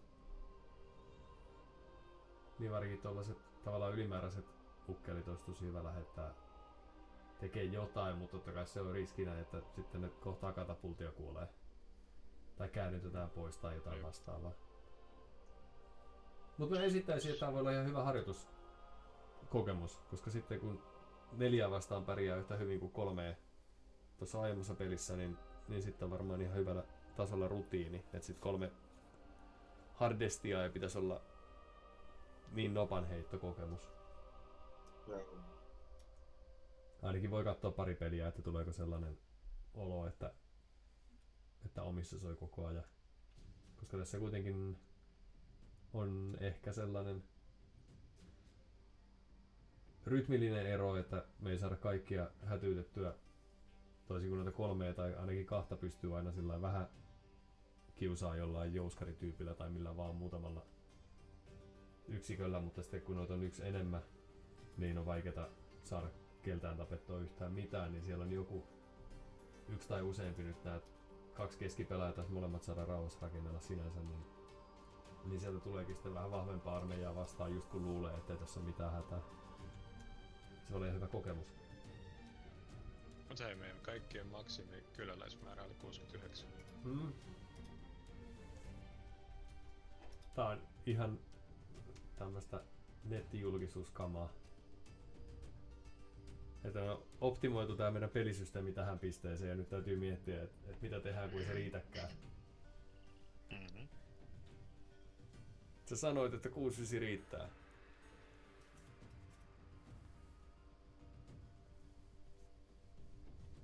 Largest Army mulla 87. Oho! Nähtävästi. Niin moneen muuhun nähden, mutta... Niin ei puuttunut toi vyörytys. Pääsit. Sillä ihan hyvä, mutta... Ei riittänyt. Okei, mutta tähän näyttää hauskalta. Täytyykin silmätä, että miten sait tollasen massa aikaiseksi. Ja Santulta kanssa hyvä peli, koska ehdit tonne jeesailee sillä, että oli vähän samanlainen heittopussi ollut siinä suhteessa, että on siellä heikommassa laidassa heilumassa, mutta sitten kaverit jeesaa. Nyt sieltä tuli vaan vielä toinen aalto tai kolmas aalto vastustajaltakin, niin se ei riittänyt. Olisi pitänyt itse laittaa luistimet tiukemmalle. Mitähän tuolla Armaalla on käynyt tuolla 50 minuutin kohdalla kyläläisten suhteen? Totta.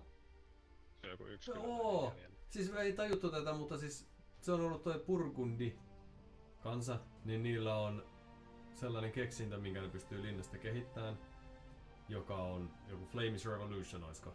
Eli flaamilaisvallankumous, ja se muuttaa kaikki kyläläiset tollasiksi köykäisiksi sotureiksi. Mikähän se nimi on? Flemish Militia, joita näkyy täällä kartalla. Siitä pitäisi tulla jonkinlainen äänimerkki tai joku signaali, joku kun se tapahtuu, mutta meni pelin kohinassa kyllä ohi. Mä kuulin yhtäkkiä mä kuulin semmoisen, mikä on kun pappi kääntää jonkun. Semmoinen ääni kuului, ja mulle ei niinku ollut kukaan, tai siis vihollisen pappia ei ollut lähelläkään. Semmoisen äänen mä kuulin jossain kohtaa. Niin se on se. Koska sitten tässä tapauksessa nyt oli aika hyvä pelin tämmösen kääntävä tai suunnan pitävä liike, koska niillä kuitenkin oli ihan tukeva asema sitä ennenkin jo, kun mulla on armeijat lyöty ja muuten, mutta sitten jos sen onnistuu kestämään, että sieltä tulee vastaan se 60 tai 70 päinen armeija plus sitten ne muut sotilaat, mitä sitä ennen on tehty, niin sitten on ihan hyvät mahdollisuudet iskeä tonne. Kyllä siellä paljon kylässä ketteä silloin. Jep. Et sitten kun kaikki joudutaan rakentamaan tyhjästä siellä uudemman kerran, niin siinä on sellainen iskun paikka. Jos ei nyt tietysti ole jotain kauppaa jo valmiiksi juoksemassa ja muuta, mutta täälläin varsinkin 4 vastaan 3, niin sitten se, että siellä tulee vielä 5. armeija ikään kuin, niin se oli tietysti epäreilu liike. Että ei olisi tarvinnut noin tosissaan pelata. Mutta tänne Santun linnaan on sitten kuollutkin kaikki hienossa jonossa. Sievästi jätetty kepit ja... Ollaan väkimäärän suhdeltu, kun saatu pidettyä tonne johonkin vähän ennen 40 minuuttia asti. Siis samassa. Yeah. Siis silleen, mitä on tuossa alussa ollut, niin kuin meidän 3 kansaa versus 4 kansaa, niin on pysynyt siinä, sitten se on lähtenyt vielä pienen. No mä oon jäänyt, miksei ehkä ainakin armeijassa jälkeen siinä suhteessa, että menin tapattaa niitä. Muuten olisi voinut saada ehkä ihan hyvä iskujoukon, kun olisi säästänyt sen 20-30 ehkä jousiampuja, mitä sanoi kaikkia tehtyä. Niin kun olisi niistä paremmin huolta, niin niistä olisi voinut ollakin johonkin sen sijaan, että ne kuolee johonkin varmaan mustaan torniin ja kyläkeskukseen niin kuin tapana on. Niin sitten olisi voinut olla samanlaiset armeijapalkit, mitä teilläkin oli. Eikä välttämättä olisi mennyt toi kaudenvaihto ikuisuuksiin niin kuin nyt mulla kävi, kun lähdin kehittelemään kaikkea teknologiaa. Olisi pitänyt lähestyä nöyremmin sillä, että yrittää pysyä kausissa mukana tai jopa edellä ja käyttää sitten tätä laatueroa eduksi. Musta oli kuitenkin aika kanversissa tuossa aikajanaa katsellen. Sillä että oli kuitenkin siinä 10 minuuttia myöhemmässä kaudenvaihdossa, tai 5 minuuttia myöhemmässä kuin toinen laita. Niin ihan hyvää vahinkoa siinä suhteessa, mutta ei niin hyvää vahinkoa kuin mitä mulle tuli.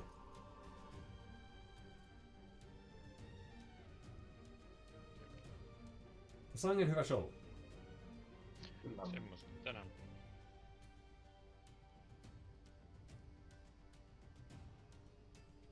Ton. Pyritään toistekin. Tehdään näin. Joo, tästä on hyvä jatkaa. Kiitos paljon. Kiitoksia. Kiitos, moi moi.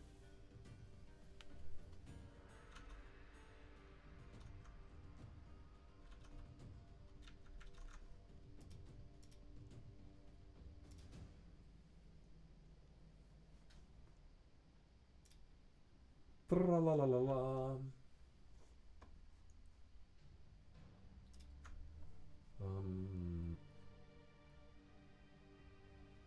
No, wasn't that great? So, a short break is in order.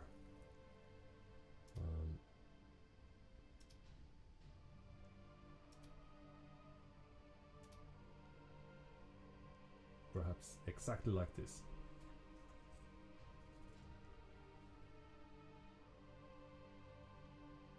Wow.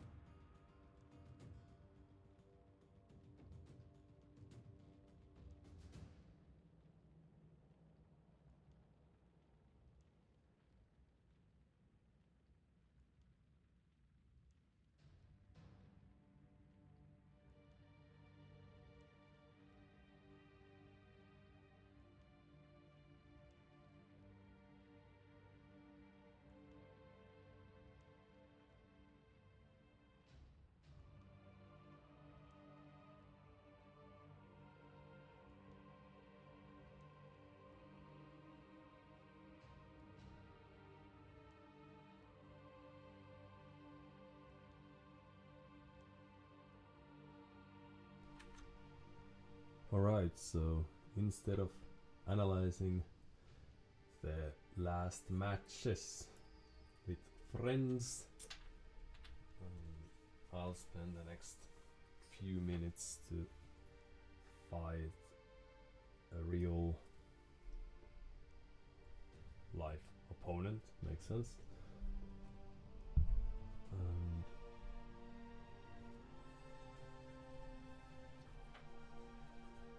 In order to reach the goals that we have, so let's see. So day 1 is more or less achieved. It was great. And let's see if there is a way to make this work easily. Yes. So we have day 2 achievements. Streaming live, yes, well.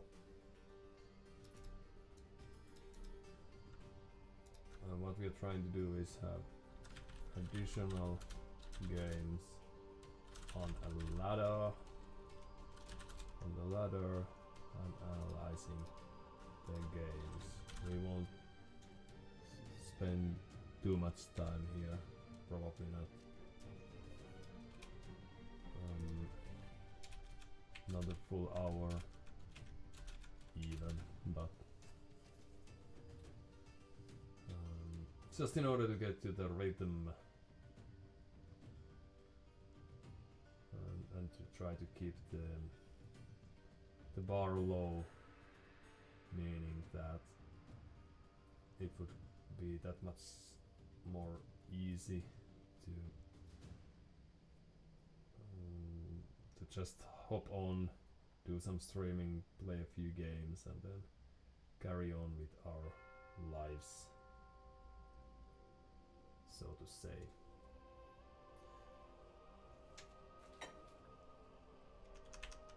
So what we have achieved is having fun with friends.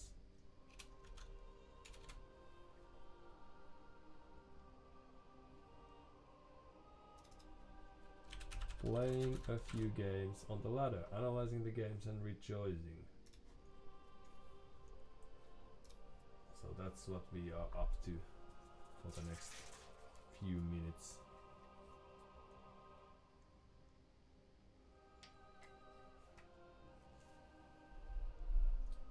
And now now that we have warmed up, it shouldn't be too hard to find good games and even win them.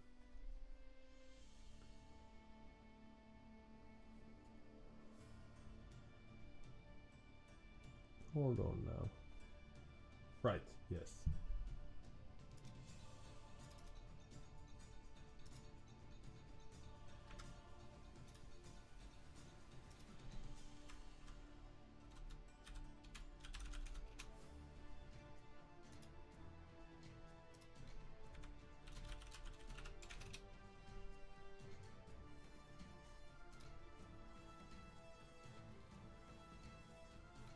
Dun, dun, dun, dun.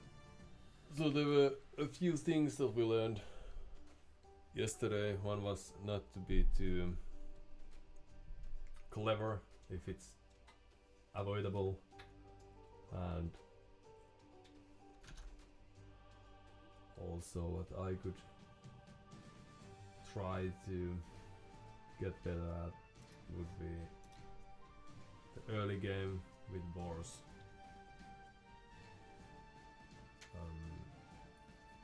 Now in the last few games I think I've managed to kill a few boars without getting anything in return, and additionally also I've lost a few villagers in the process, so that's of course sub-optimum.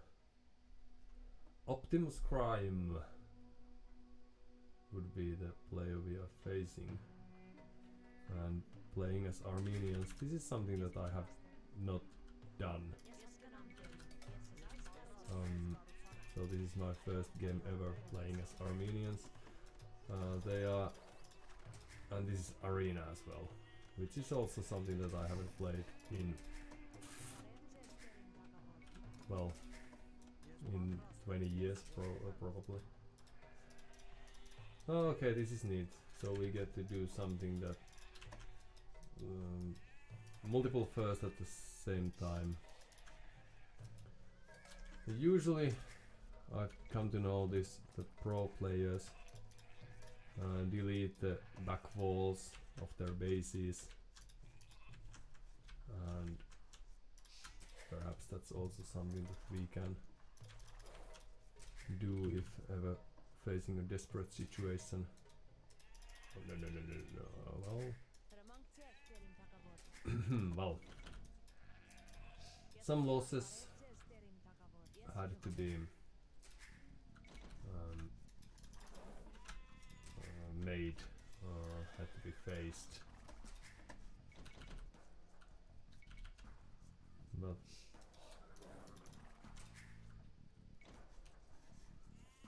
knowing that even pros can have problems with their not necessarily sheep, but well, resource management. Every now and then I'm not too worried about this, as I shouldn't.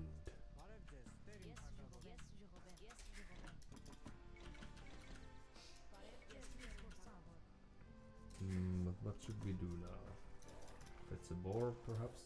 So usually people like to think these arena games as fast castling and what I'm playing against Spanish, and then we can expect to get a castle to our face and some conquistadors that are hard to try to get rid of. But okay, well, that was fine. But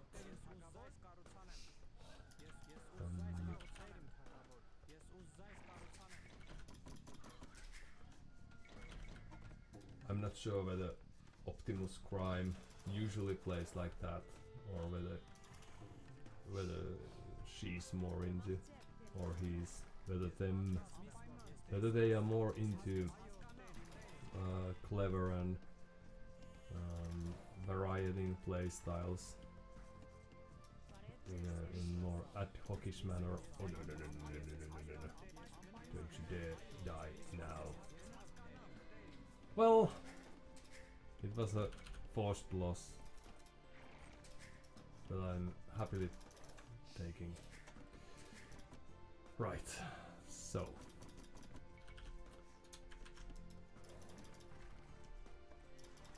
well, perhaps this goes to show the current level of the what's the correct word for that? Consistency. It's somewhat likely that the consistency ain't what it could be, but what we could try to do in exchange is to surprise our opponent with some surprising things. Well, at least when comparing to the earlier games, we have some good things here.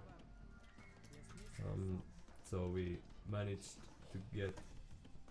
Where is our second boar? Just when I was about to say that we managed to get it, I realized that we didn't actually do that.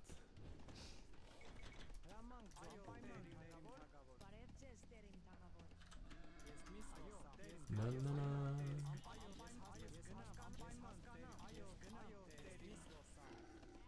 Ah, the perfect. Oh no. The perfect lure. I was about to say, but while doing that, we had some economy losses. obviously.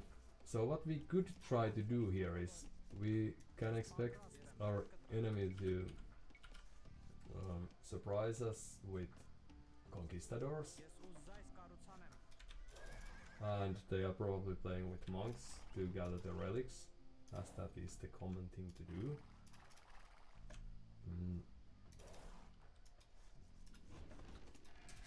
But we must not be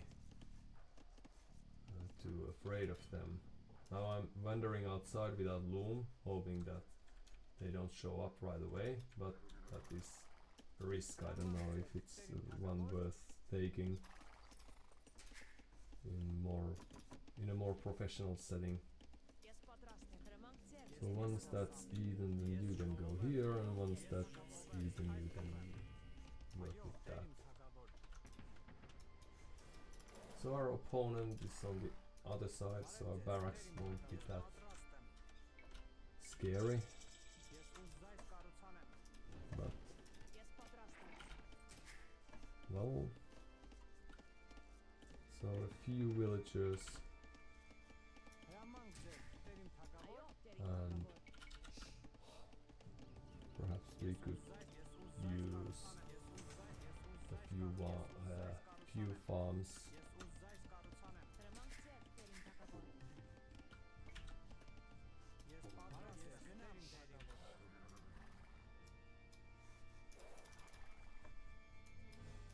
Now, there was a wolf somewhere, but I'm not certain, so I'm trying to play it safe. So we can expect to get some pressure to the forward walls, and quite soon we should also witness whether they know what they're doing and whether we are getting the fast castle approach, which is usually one to be expected from players of this caliber. Our approach, being Armenians,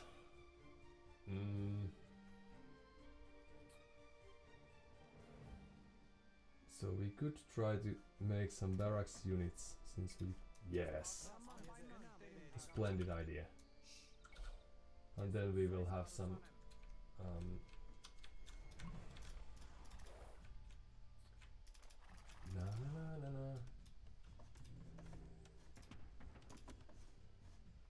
It's an excellent idea.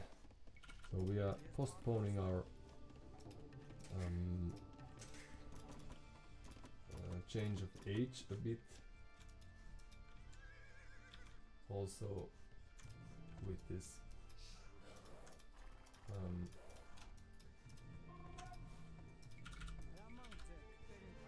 oh no, another scout witnessed all that. How very unlucky thing for me, but they should be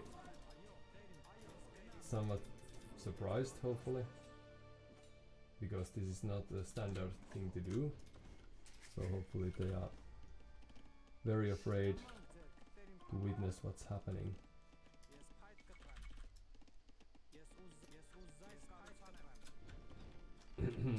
Of course, in practice it's quite likely that they are just laughing, since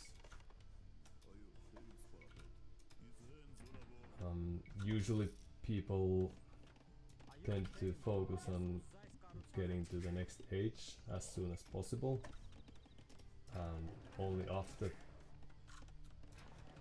reaching that do they... Is this enough?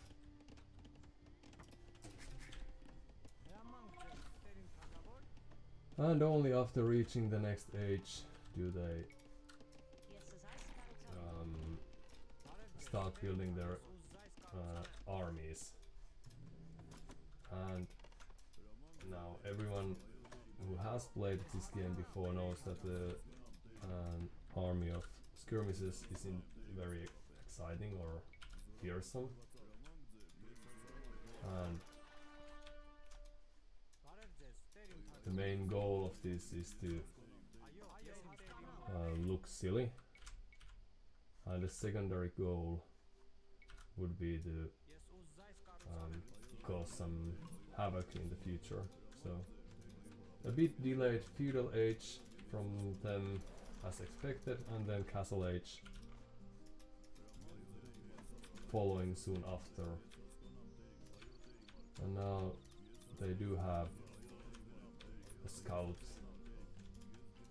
which I'm more or less keeping a track of and joining whenever a chance.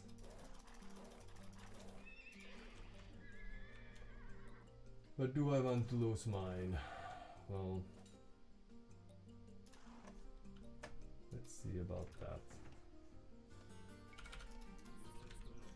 So if they are to create a castle, which is also something that usually happens quite soon,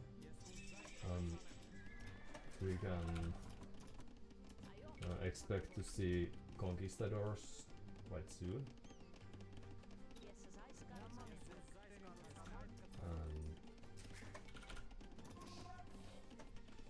Let's see what happens then. Alright, I'm missing some stone because I sold it. Hey.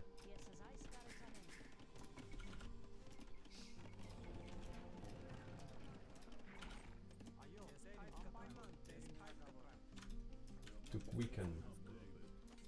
Alright, so I may have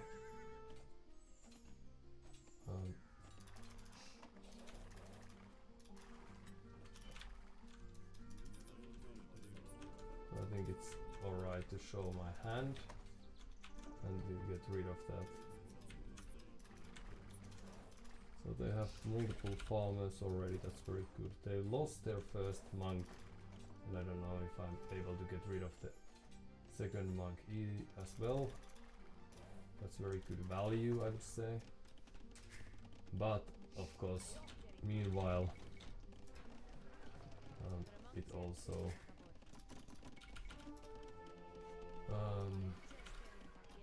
it's also true that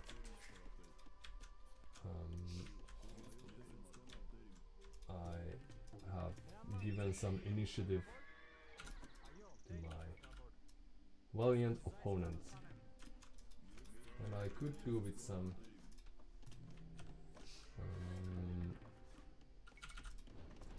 scouts, for example. I am probably going to want to have a monk.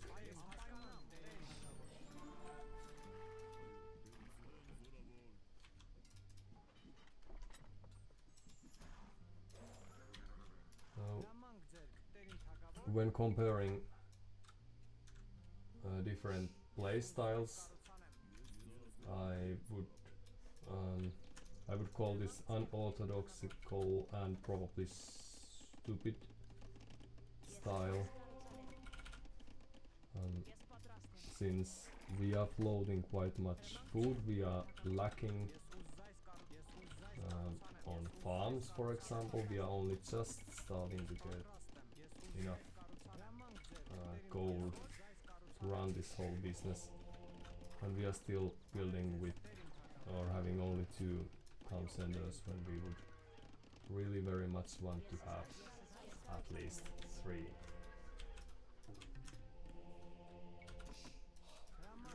So now, this is the castle we were expecting, and soon we can expect to... Oh, that was tricky, but not too optimum.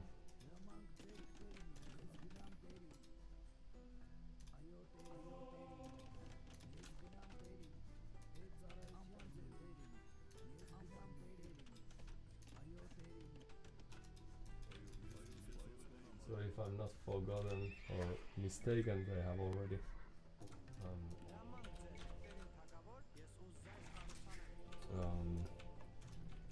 built or collected a few relics of their own. You could probably try to get that one as well.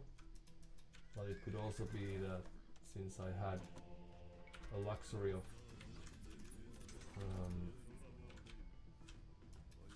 killing a few of the earliest beginning monks, they may not have the means to do it.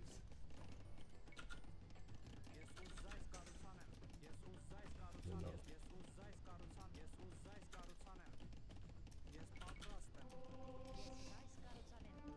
All towns and this could be good.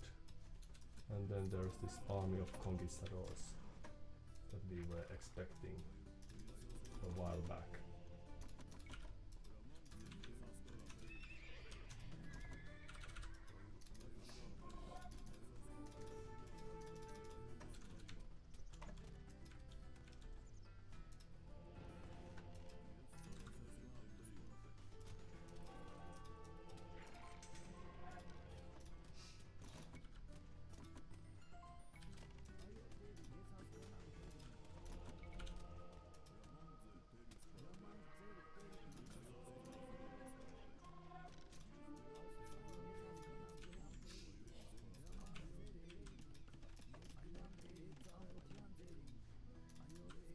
And now the happy things are that we have been able to get a few monks that, oh no, a few relics that they might have liked to have. We can try to upgrade our monks a bit. I think we should be doing quite much more than we are currently doing, but at least we are having fun. That's always very important. And now we do have at least 5 relics to show for it. And with the small trickle of gold that we are getting, we should be in a good position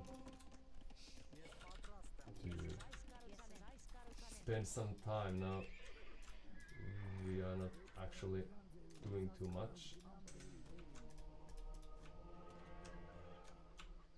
Perhaps do some extra upgrades as well. And now that we do have this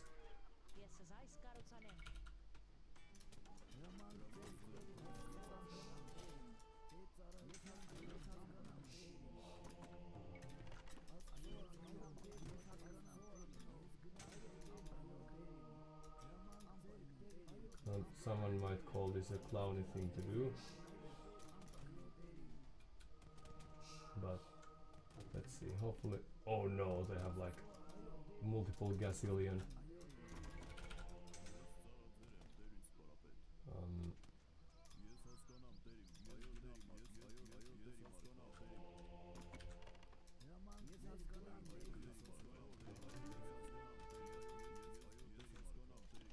Units with all their upgrades and whatnots.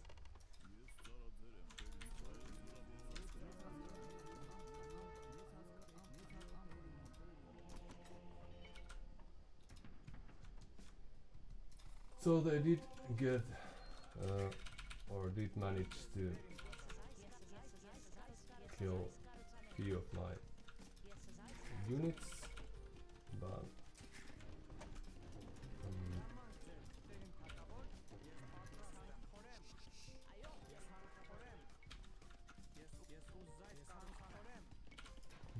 there's always more to that. Does that make sense? Perhaps.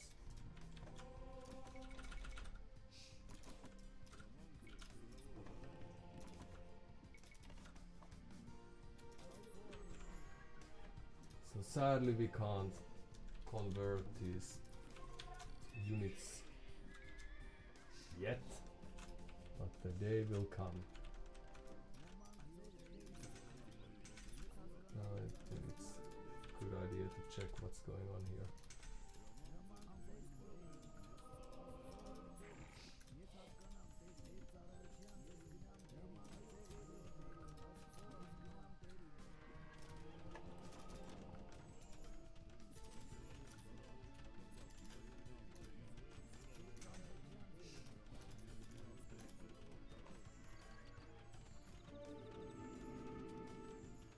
all sorts of units they have.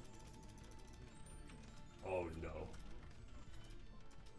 And now they're trying to get rid of my excellent forces. It's not too nice of them. But of course that is a very clever thing to do, usually. And now that I have this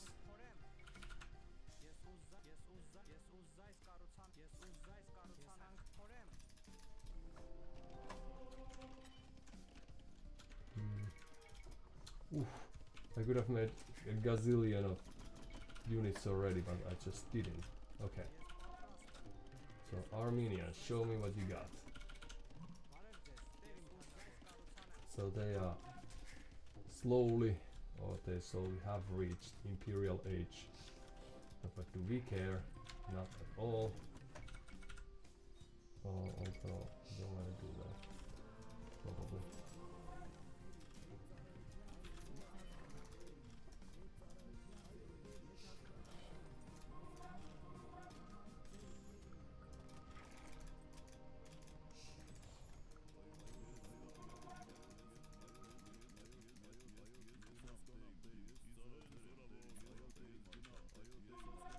We still have a few conquistadors to play with, and we might just have a few monks soon at least. Gazillions of composite bowmans.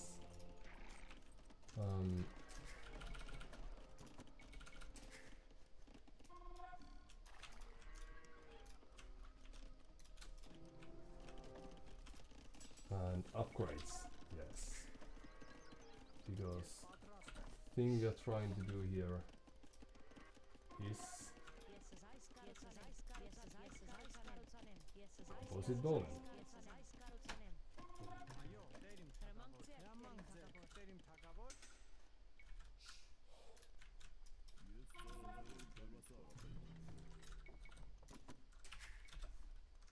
And now the plan is to go to the next page as soon as possible. Yes, that's what's happening. And while we don't have that many units, oh no, they are planning to do a forward castle. Forward castle on me, on my watch.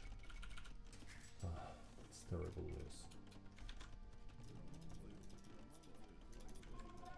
But well, perhaps we can prevent that from happening, and we can try to create some exciting new options to help our cause.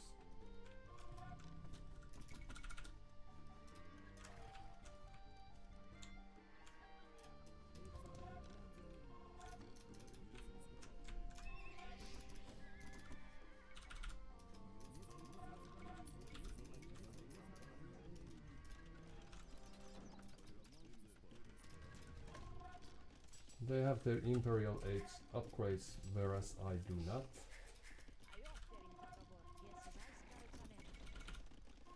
But we have enormous amount of resources at our disposal.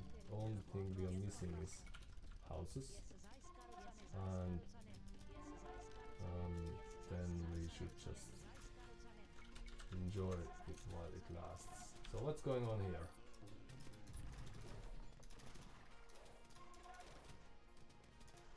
Dun, dun, dun, dun, dun, dun, dun. So we are not getting any better units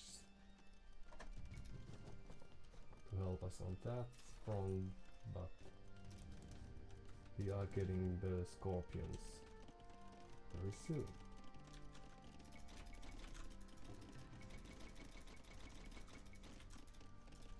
And that's going to be the tool that we mostly focus on. So our tool of choice. And then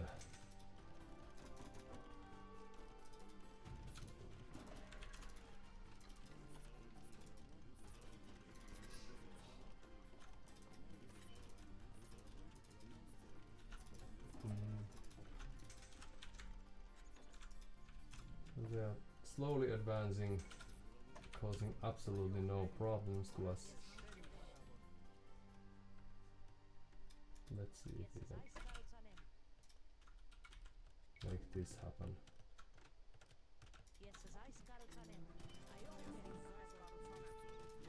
That might be too tall an order to ask, but let's see if we can save that. Oh no.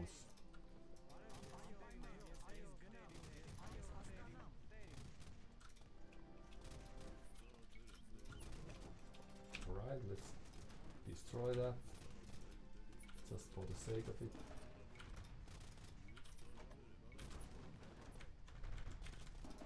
And see what happens when they face army of this many. Of this greatness. Alright, I should have probably studied what we had elsewhere, but okay.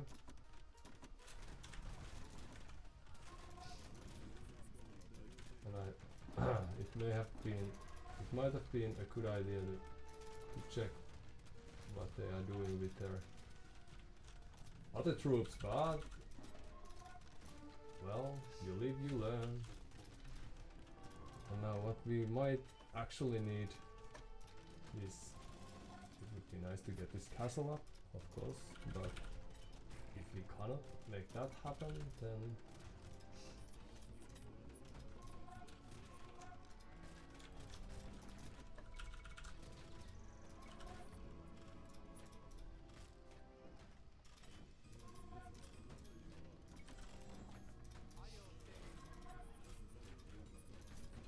no.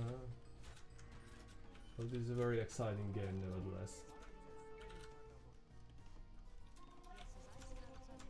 But clearly I shouldn't focus too much on this choice of units that I have made so far.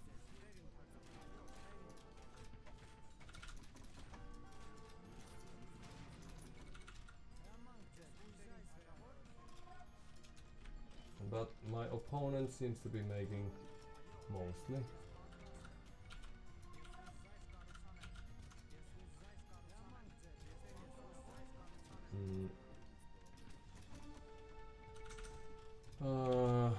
Conquistadors and now some additional Calorians. Where's my university? Oh, I don't have one. Could come in handy later on.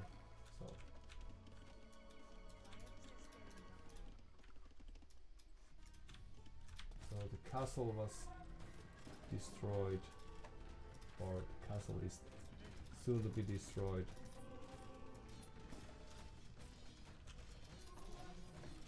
And I have plenty of resources that I'm not actually utilizing them. So that's probably something that I could have done better.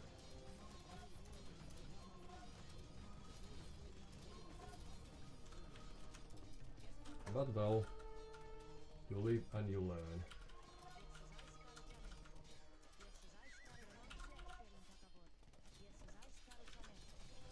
So what we could try to do now is create some troops of our own and perhaps even some cavalry of our own. Sounds like a good idea. And then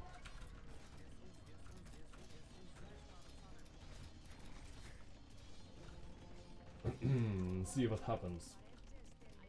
But now, if you have been watching closely my resource stockpile, you may have noticed that I do have, or I'm floating plenty of resources, so that tells you that I'm not actually using them all too well. There's the things that one should be doing now.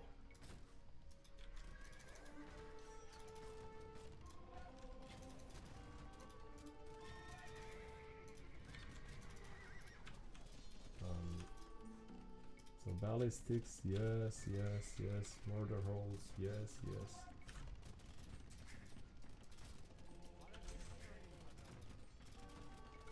So I have plenty of resources to do anything I want, but sadly I'm not doing too much. And now the eternal trickle of gold that I had is almost vanished. Oh.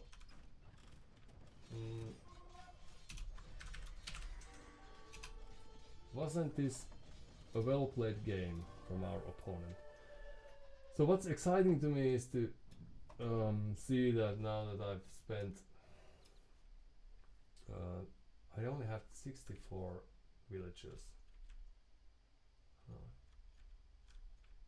I never actually did too much, I feel like. So I was following the path that was shown to me by my opponent. So this long distance woodcutting, for example, tells me that their economy wasn't too great necessarily. The fact that I could have made 30, 60 or so units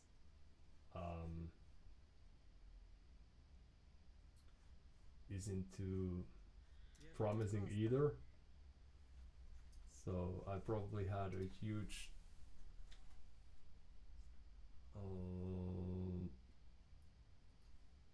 well, there's only not only one way to find out, but there are a few ways. See, so I lost 180 units, so my choice of units wasn't probably too good. He did in fact collect more resources, plenty of more food, even some more stone. So even though I thought my economy was good, it actually wasn't, so my boom was felt short. I got plenty of relic gold, but was lacking some 20 villagers perhaps. So there was probably not a single point in game when I was in lead. So let's see how it looks like here. So I dare to say that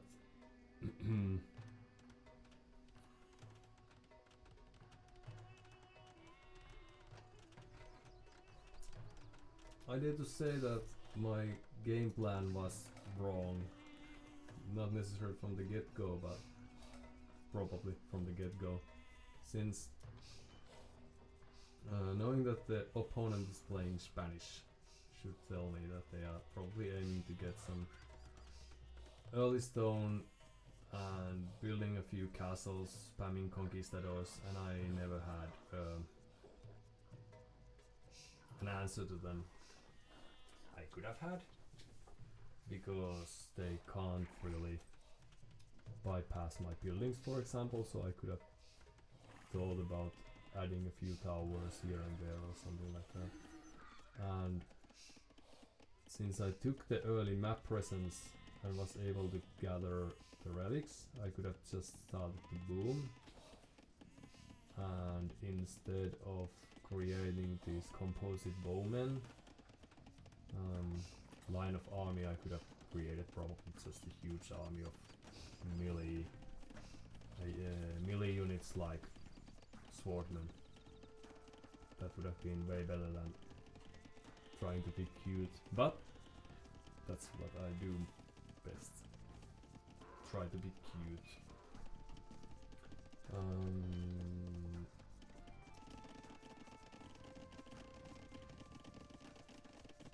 Then again, my opponent was probably floating quite much resources as well. So I've lost a villager at this point, and I am also a few hundred resources behind in the collected ones. They're adding farms quite soon, or at least in comparison.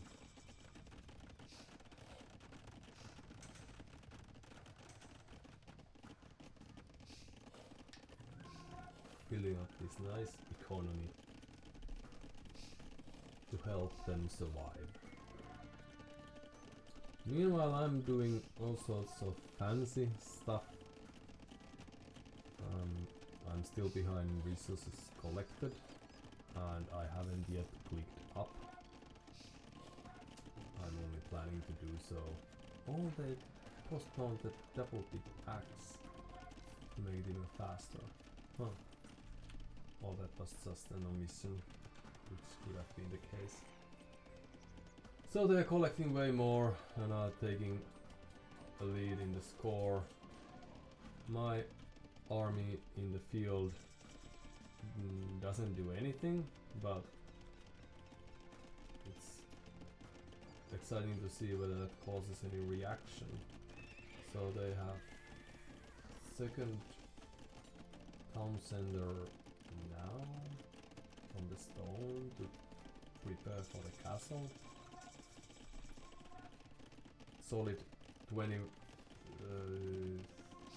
no, solid 3 lead in citizens, so there isn't much difference right now. Worker efficiency way better, or a few percentage points, but still way better. Now losing a monk, that helped me to stay in the game, I would claim. But they were able to sneak a relic nevertheless. But without those 2 monks dead, I probably would have lost all the relics due to the play style that I chose. Now I lost my scout, and they are thinking what to do, converting a unit and trying to get additional relics, losing monk. Yeah, this was probably quite disturbing in that sense, but still the game plan didn't change, so they are just adding a castle. I'm not reacting to that, even though I did accidentally find it. Just a few soldiers there could have made some difference. And then getting even more stone afterwards under the cover of the castle. Now my fortified church actually doesn't do anything. I could have built it right next to the wall, perhaps, to give the idea of, or to give the threat. Still, so I'm already on 3 town centers, and they only have 2, but I'm 20 villagers behind.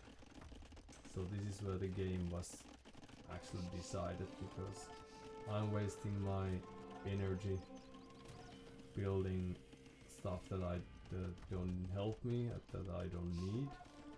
And now they have this convoy trying to reach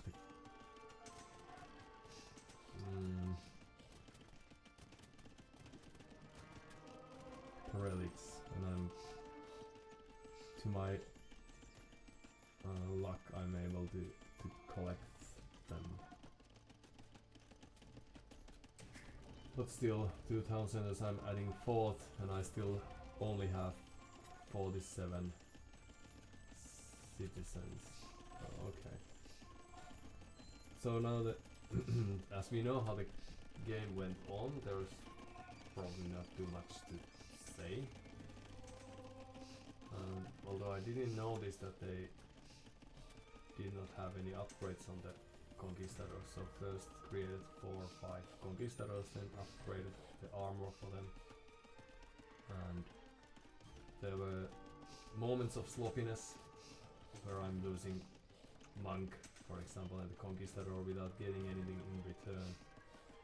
And then every now and then I'm like, taking a look and losing still quite much. I don't know if they had devotion. Perhaps they did. I felt that the approach that I had was enough to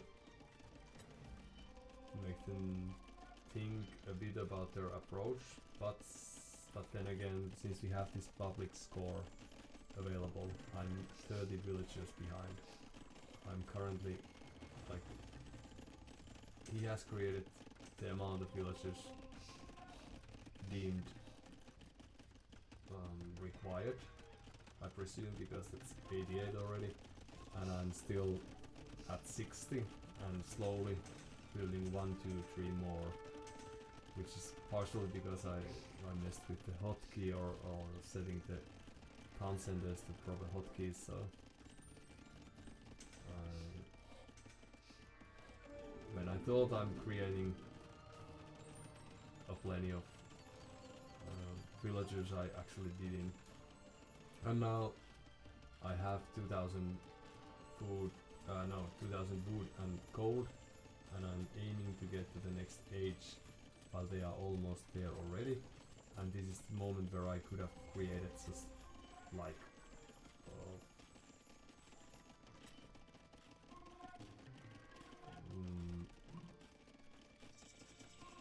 50 or so archers,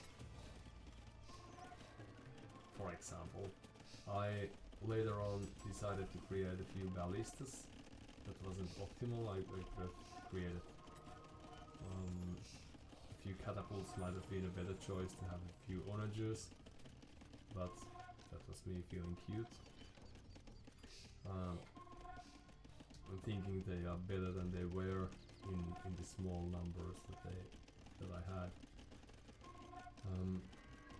or the small numbers that I had of them. But now I'm still almost 20 behind in villagers, and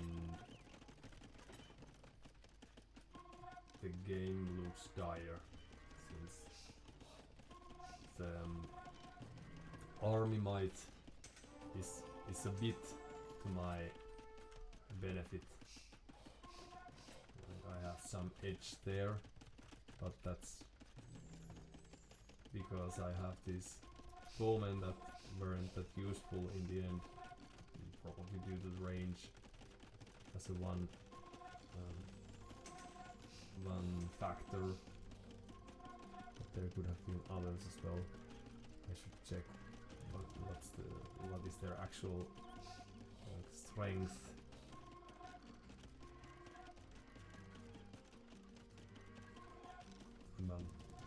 The way I understood was that their arrows pierce multiple objects, so perhaps against a mass of enemy units I could have made more with them. I'm being passive with my army. I think my APM isn't too great. So actions per minute, since there are things happening, but I'm not doing too much. Now they added a handful of villagers to even extend the difference in villages, and I have stopped creating them. And I only have 23 people farming. With this balanced eco, I could have created 50 monks to quite a few things I could have done with this stockpile.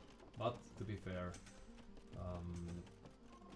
they are like building up to their ideal composition now, and they are already at floating 4,000 wood and 2,000 food. and enough stone to create a castle or two. So like, it wasn't only my problem. Now I'm losing villagers and I'm never getting them back. But with this much time given, I should have just created that much more farms, and I could have tried to be that much more. But now, so it's the onagers shooting one. Well, I don't know if that made too much difference. Conquistadors were pretty good. They also, of course, lost a few of them, but still kill death ratio 100 to 20. It goes to tell something, so I was really wasteful with my units yet again. I think I had a plan, but I was not able to run with that.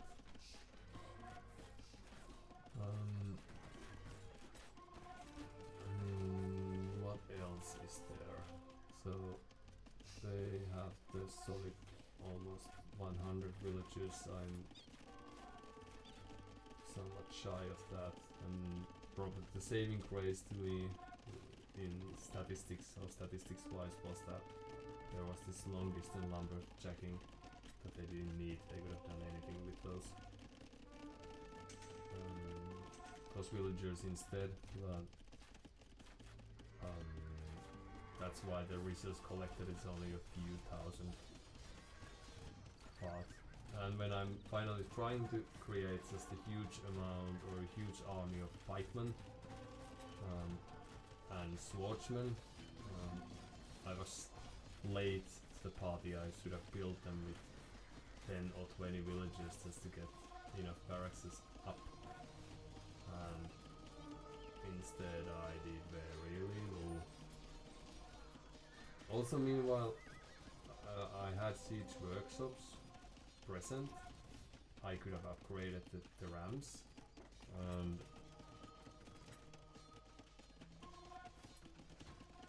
and that's what? You can't hear me well? Alright, so let's adjust the settings then. It is always. So let's put the game volume a bit lower.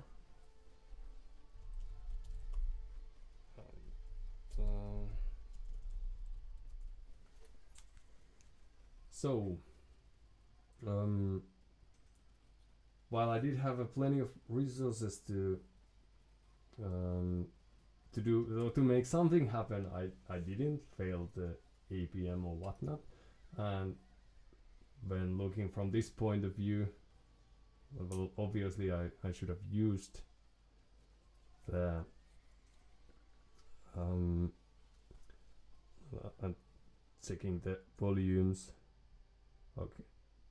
Okay, please let me know if you still have a hard time trying to make sense out of this.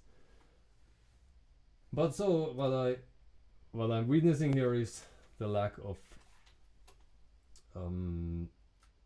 ability perhaps, or skill to actually make use of the resources that I had, because just trying to be annoying could have been a solid tactic. So since I had built these siege workshops, even if I was not able to, or even if it wouldn't have changed the game too much, just splitting the attention and creating 10, 15 rams with some skirmishers would have been a nice way to force my opponent OptimusCrime to think whether they want to push against my town or to secure this castle and the production buildings. So I think I was a tad overwhelmed by the process and all that. But that's why we are trying to take a look at these recordings as well, since while I do know that I'm a very beginner player with very basic set of skills, then it's probably even looking at these low level games while you are playing one of them could probably give a handful of tips for the future matches. And welcome. Sorry for the delay in noticing all this, but thank you, Poop Lord, for the raid.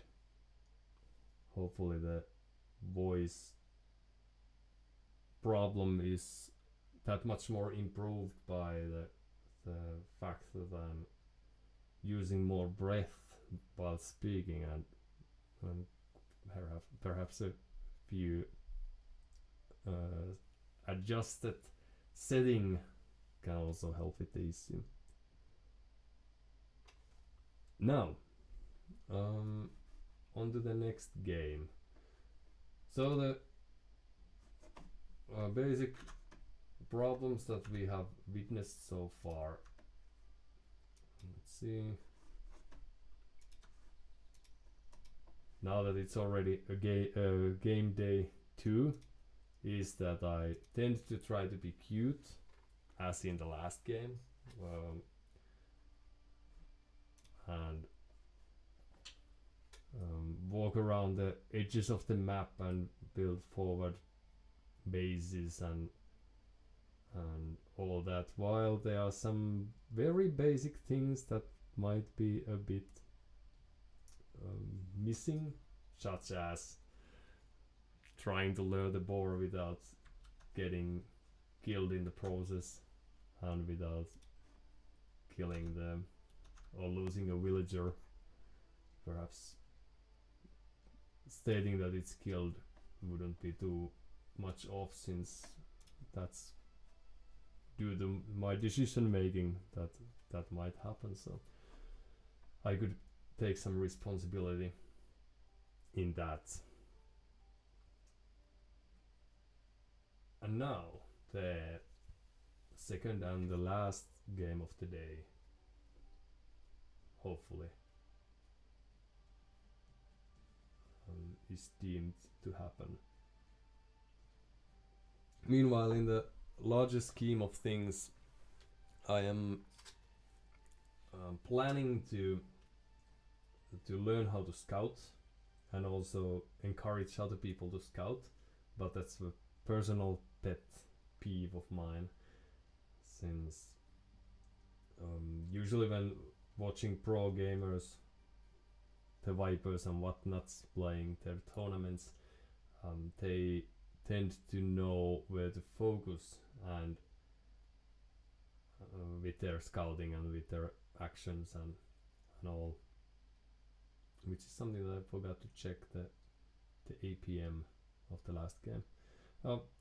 Nevertheless, the thing that I was missing when I was a kid playing this game was that I could be all tricky and hide in the middle of the map or in the corners of the map. That's probably a memory that quite few can share with me. And if no one was able to find me, then the ultimate comeback was on from that distant base. Now it's not something that I'm planning to do or have all too often here, since the level of gaming is different and playing hide and seek isn't too much fun, but it would be nice to be able to every now and then drop this distant base for lumberjacks or gold miners or something clever like that to this neutral area and see whether the opponent is able to find it, just to cheer them up if they do, and perhaps give me a slight edge in the longer game if they don't. But I've come to notice that it's still some, well, yeah, sometime in the future, if I ever reach that level of competency or start to face opponents that allow me to do such a thing. And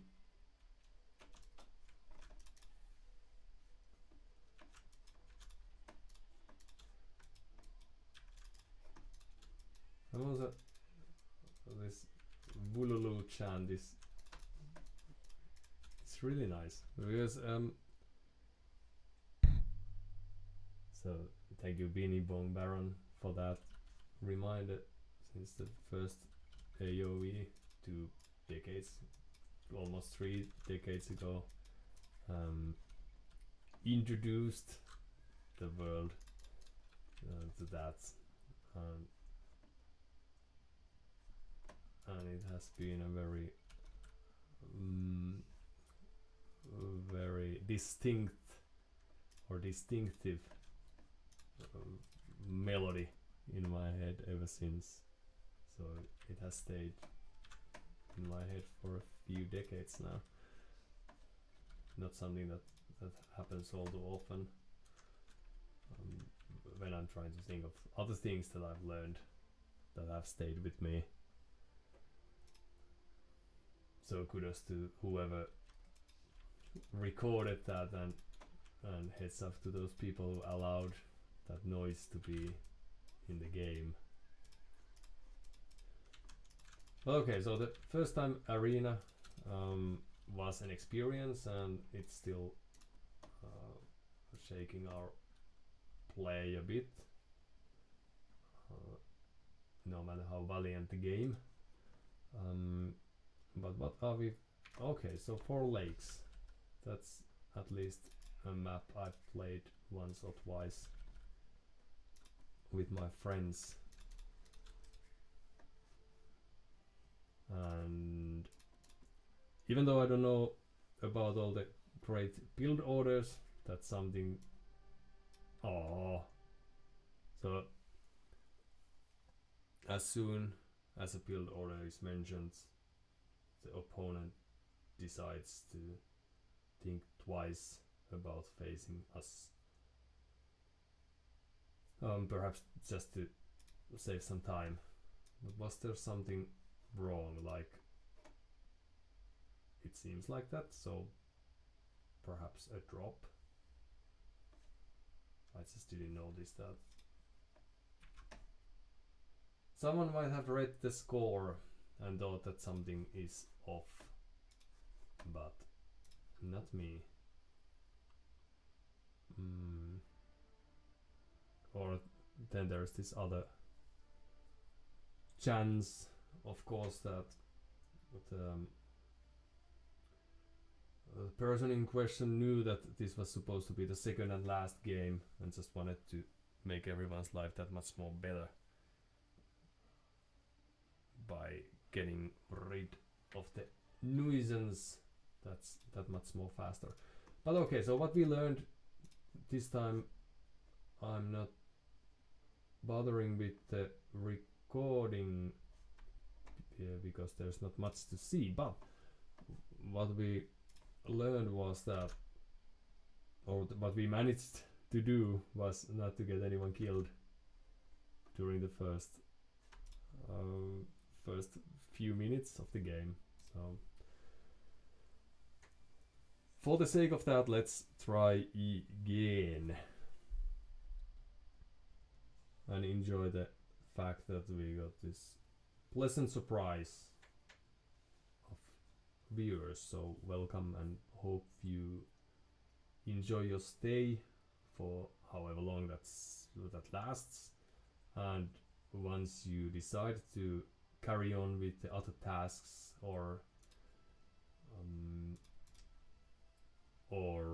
ideas or exciting things that life has to offer, may they be good ones and pleasant and filled with fun surprises, such as this was to me, at least.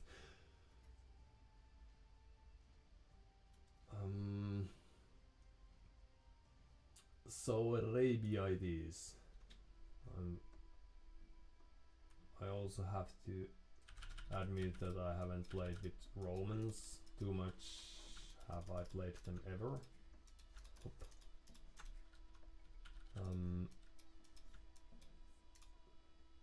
But the idea is to learn as we go, as things often are with life as well.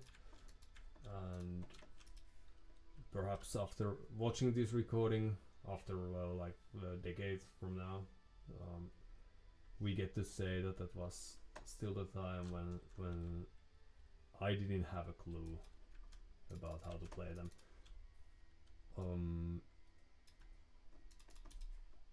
And if you are really lucky, then there's also a difference in the way they are treated by future me a decade later. But that we cannot guarantee, especially since this has been a game that I have been played for how long? Since it was introduced, so was it 99? Christmas 99 or something similar, I should know, but still. But this is the first stint that I'm giving to this competitive side of playing. The only stressful and competitive games that I've played before this have been with friends or soon to be friends, or that's not a good tree or a proper forest, or people I hope to befriend eventually, so they have their so they can still get quite sweaty and exciting and adrenaline driven and adrenaline filled, but it's still in my head different from playing against people you don't know at all and who have no reason to like you. That makes sense. If that makes sense. Okay, well, that's risky business. Oh no, we are also lacking the... Well...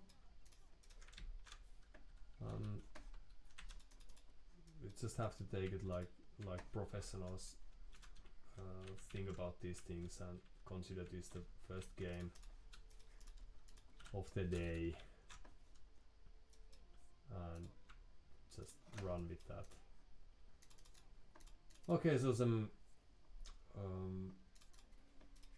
a short moment of wood cutting, and then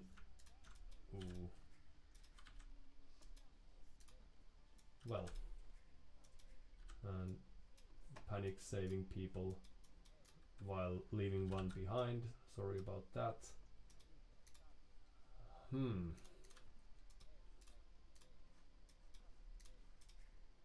Oh, okay, so that is something that might happen when you're trying to be cute. No. Okay, well, that hero boar deserves to get an award of some sort, but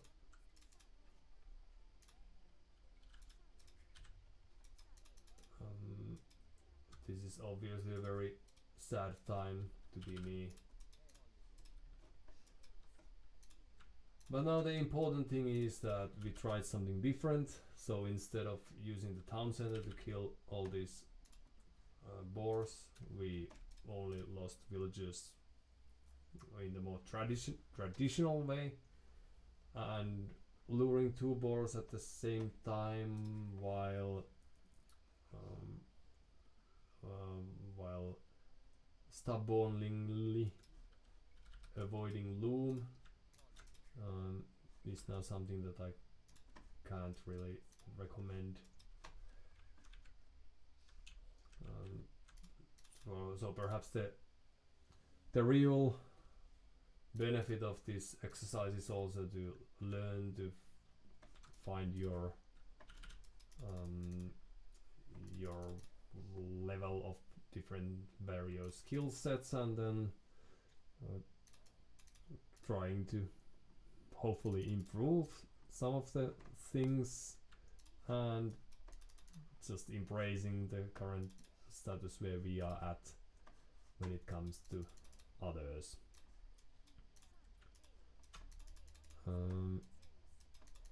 Now since we have some gazillion of people, they shouldn't bother too much, so it shouldn't be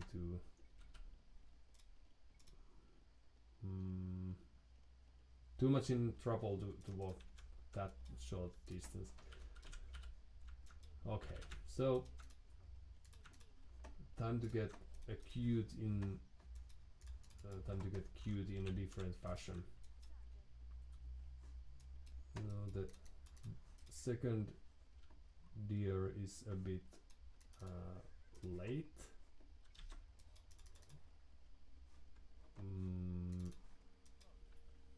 But that's what you get. And now our the very clever tactic, because we aren't done with cleverness, is to omit loom for quite some more time if possible, and then surprise our opponent with, well, it has to be militia and men at arms, as is usually the way. And since we have 1500 people collecting wood, we should be able to afford a lumber camp. So this is not a very balanced. I shouldn't advise people to take too many ideas from this show so far.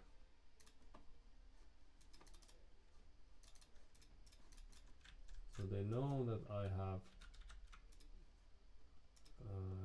a barracks, so that's good for them. And if they have been watching, they also know that so there's archery range already, and the opponent in question was Italians. So there's this archer coming our way. I don't know, should we care too much about that?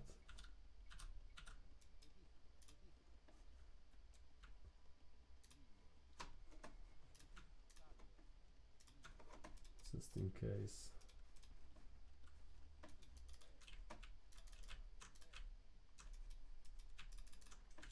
But we can try to make them stay home with the archers, perhaps.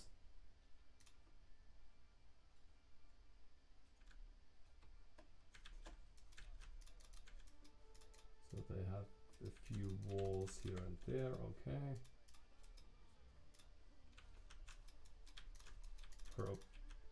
Run!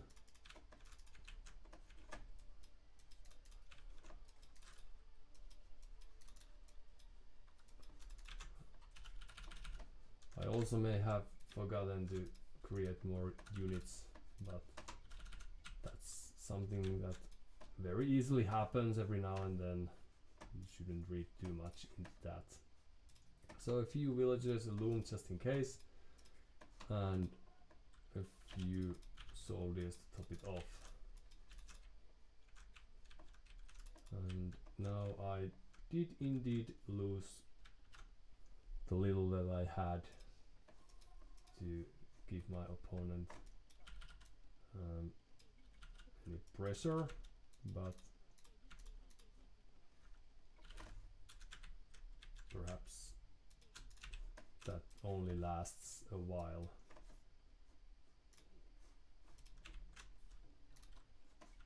So a few skirmishers and a few units of other choice. So they don't have a loom.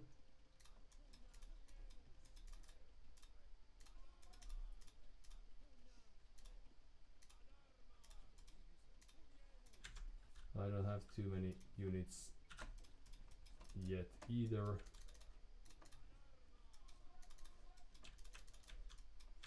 But I could try to camp the hill for a short while at least.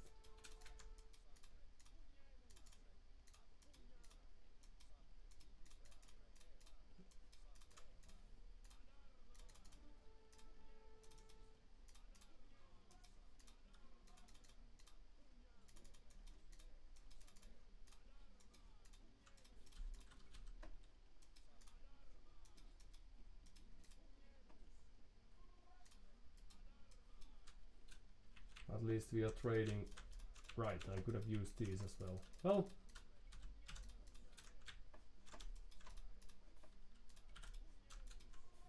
so they are heading back home. I'm forgetting to add new units, so that's a rather common issue. But the tricks we could try to do, probably quite ordinary ones. Nice micro here and there.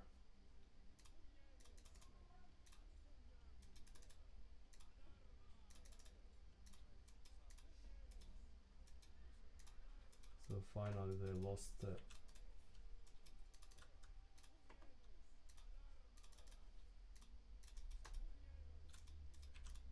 the scout, and they also have lost a few units.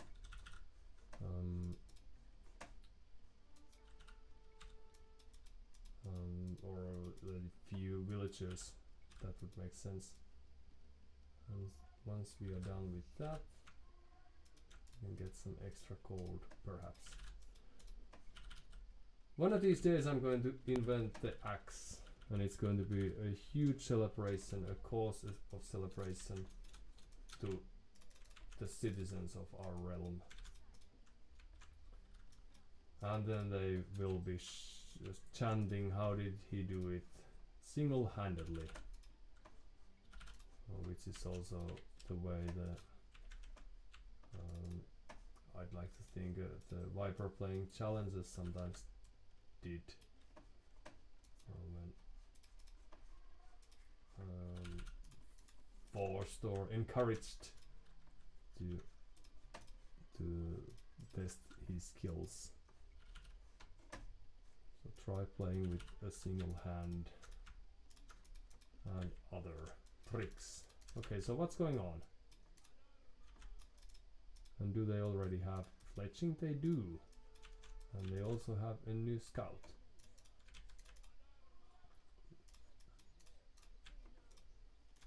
So what we could try to do is add a few spears, a few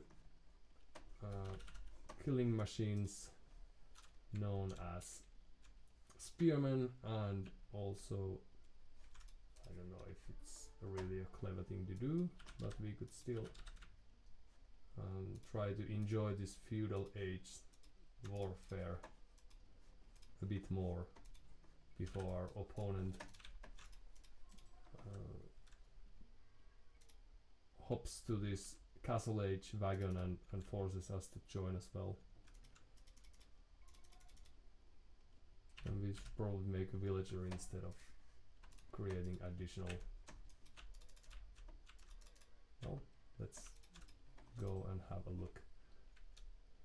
Now this isn't a very clever thing to do. We are trying to trick the opponent, which is something I don't think I ever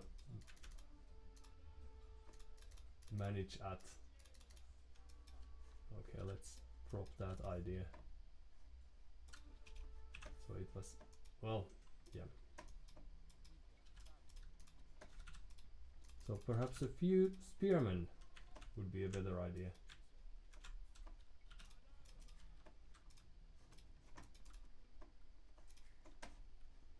And now, the one trick I learned from one of the best around here was to abuse the market. So that's something that we could try to do to balance our ego a bit. and then just like that you can try to get to the next age, perhaps a bit lacking on the army front.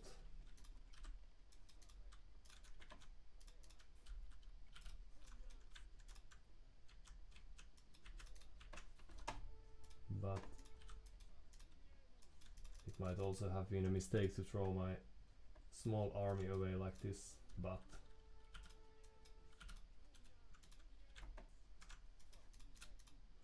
we got to save our villages, so that's always a plus.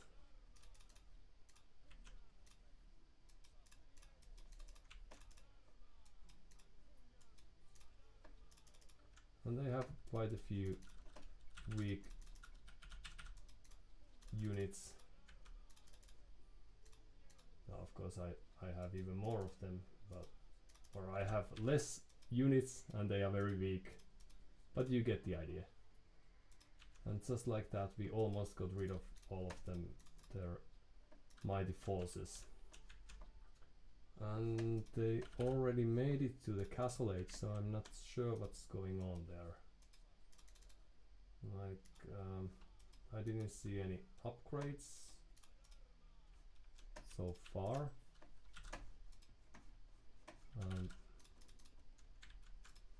So what could be in the cards for them?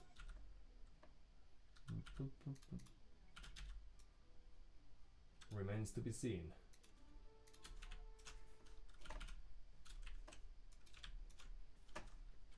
But what we could try to do is carry on or double down on the men at arms front and also build just a few units. So what are they doing here? Microing, okay, but still no more upgrades for them. So I must say this has been a really fun game. Probably even better than the one we would have had on the Four Lakes map. But still more archers, alright, but still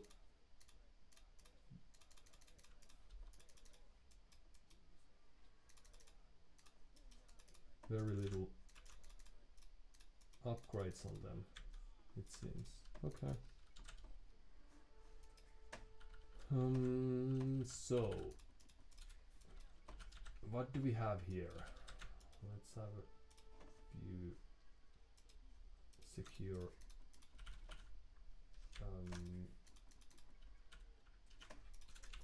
farms, even if it's a small distance away.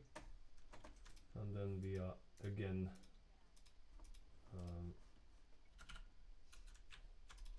removed from the position of our army.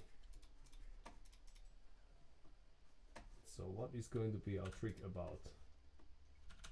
So melee units, of course, that's very ordinary thing to do, and then a few chariots just to mess things up. Although I have to say, since the opponent of ours is skillful, and based on the score, it might also be that I'm way more behind than I thought.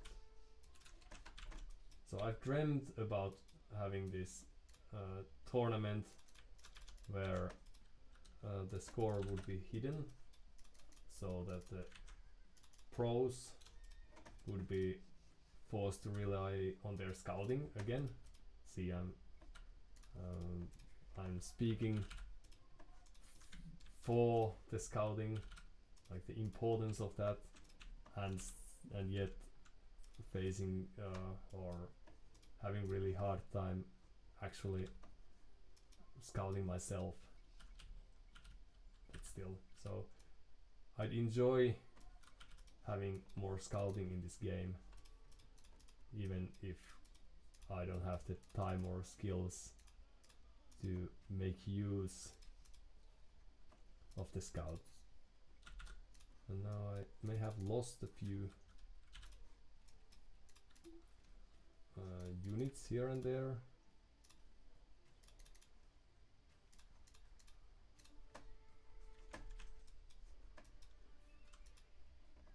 But luckily we also had a chance to send a few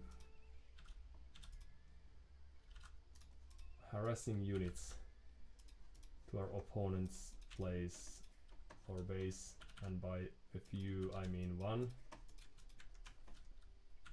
And what we need is a few cavalry units, yes, just to shake them off.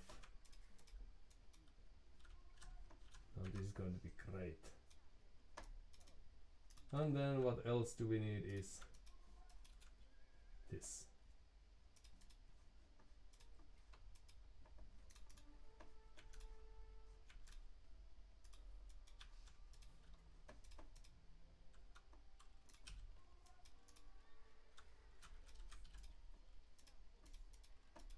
I also had a few idle villagers in the town center for how long? For eternity. But well, it felt shorter that time or before it happened.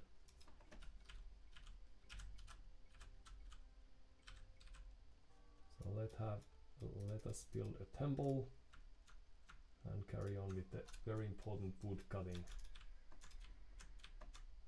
And they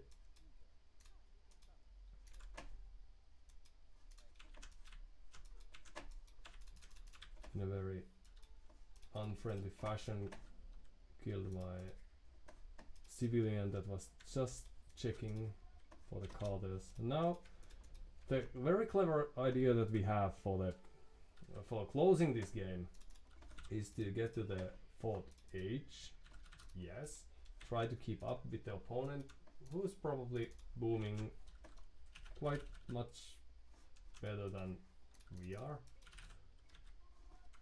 Oh, but that's of course because we don't collect any stone, so what we need to do now is to focus and start our boom like the Lord might do. And we are omitting relics, that's by design.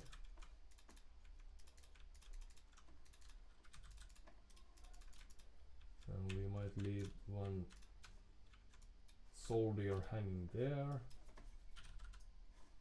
And this long distance. Right, so what's going on here?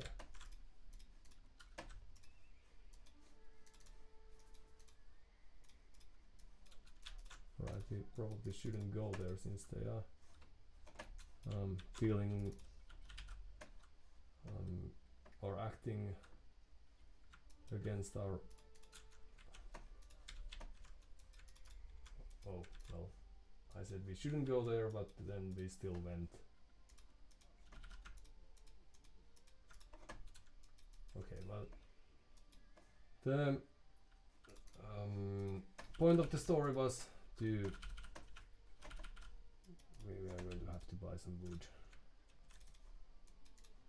Luckily someone has sold so much that the price is quite cheap.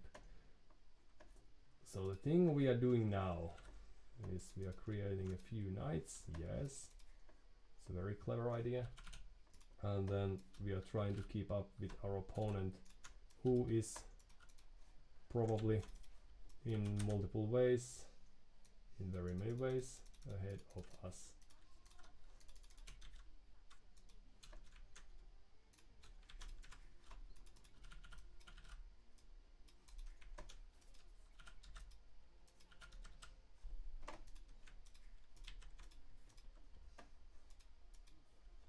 Perhaps the castle building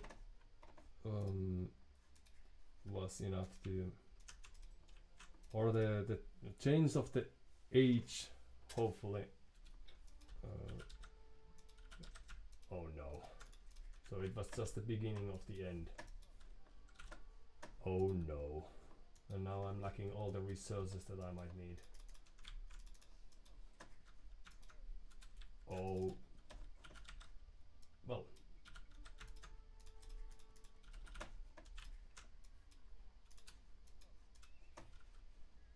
So the few ponies that we have may not be enough. It seems. And our ram push might also not be what the doctor ordered. Well, we will see.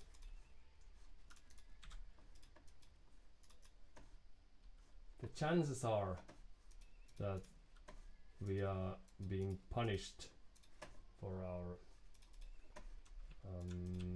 approach of the game and a certain passiveness.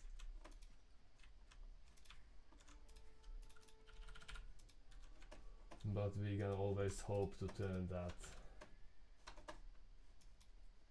Alright, so there was... No, this is really nice.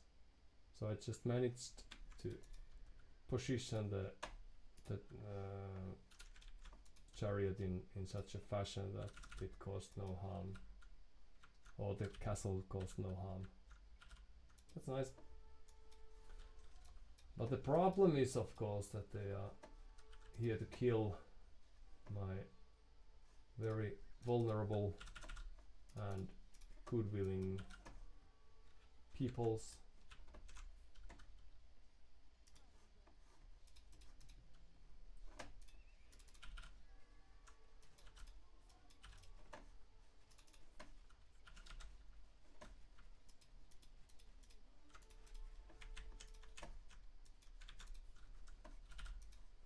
And the clever plan that I had in order to get rid of the castle and cause my opponent to think twice about approaching me didn't actually work, and I'm back in the same position where I was last time, where I have considerable amount of resources and I'm lacking I'm lacking the buildings to actually produce anything. So perhaps if I were to get any sort of coaching, then perhaps the sort of coaching I might ask for is how to focus on spending the resources that I'm making. I also have idled my economy for quite some time, when someone else might have pursued. So all of a sudden I've lost most of the resources that I thought I had, and my opponent has half the points in comparison, and also I had no use for that. So I think that the GG moment is slowly reaching us, because they are throwing whatever they have at me, and I'm throwing the whatever I have at them, and it's not very much.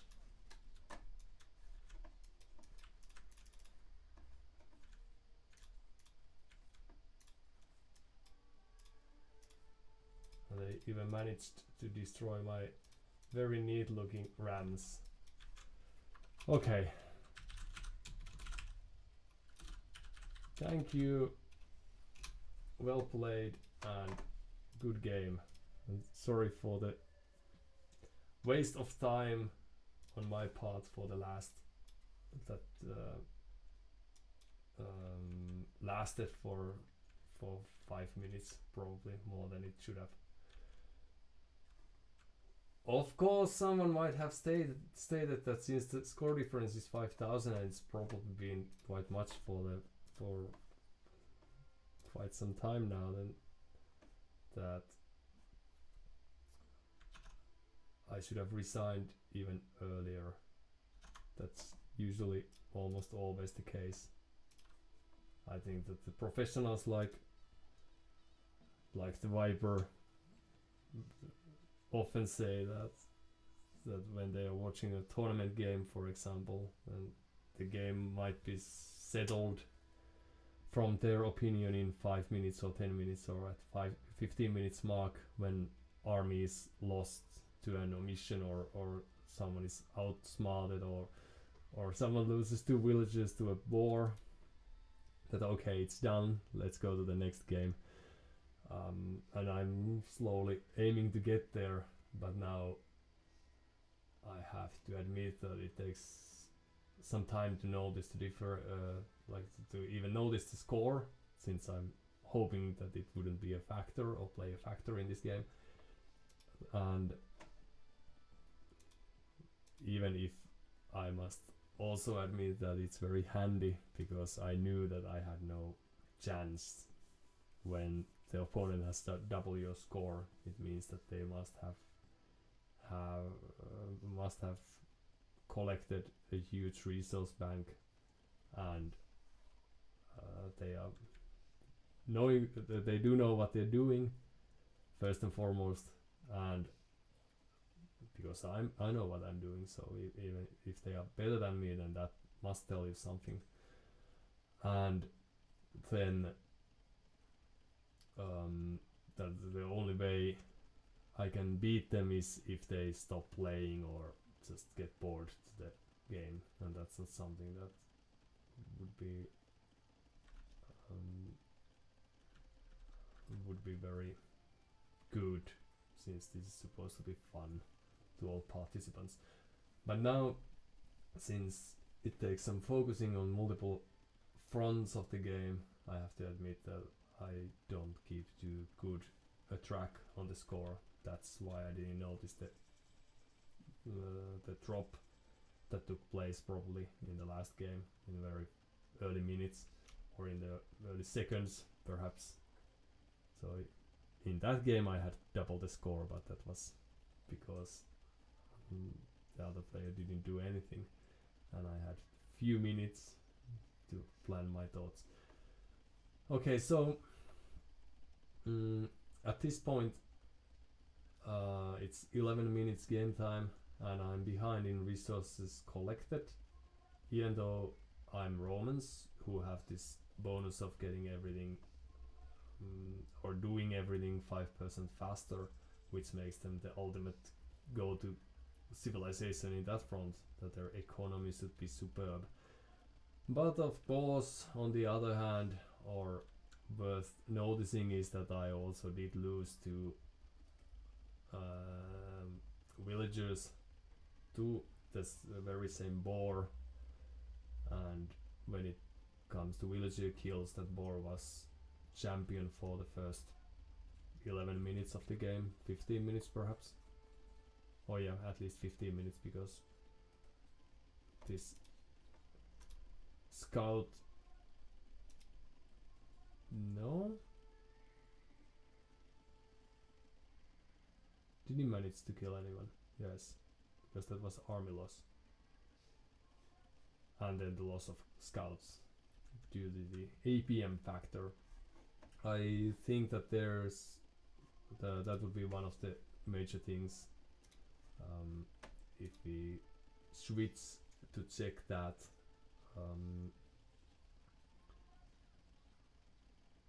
peaks and the current, like especially in the beginning of the game, like the advice that Doubt has given to beginners such as me is to not to be too fancy with the army, just patrol them in and focus on the economy.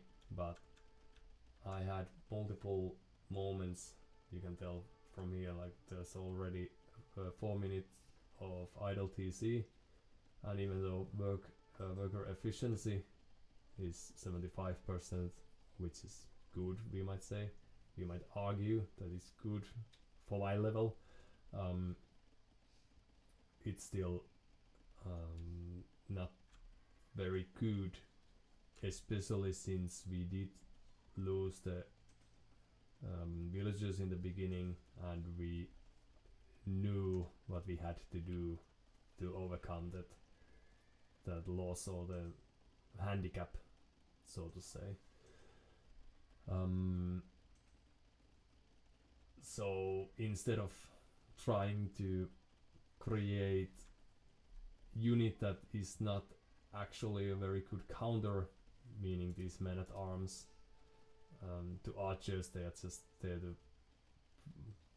give my opponent a chance to micro and enjoy their time. I could have tried to focus on keeping the town center active and trying to focus on that aspect, just creating some meaningful work to every civilian.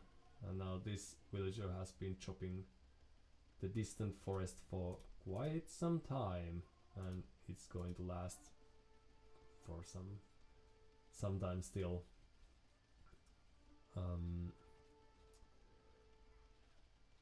And this was a poor idea. Try to create a lumber camp there while under attack. Okay, but so what can we learn from here? So far we have lost 30 units, and based on the score it's more or less game over.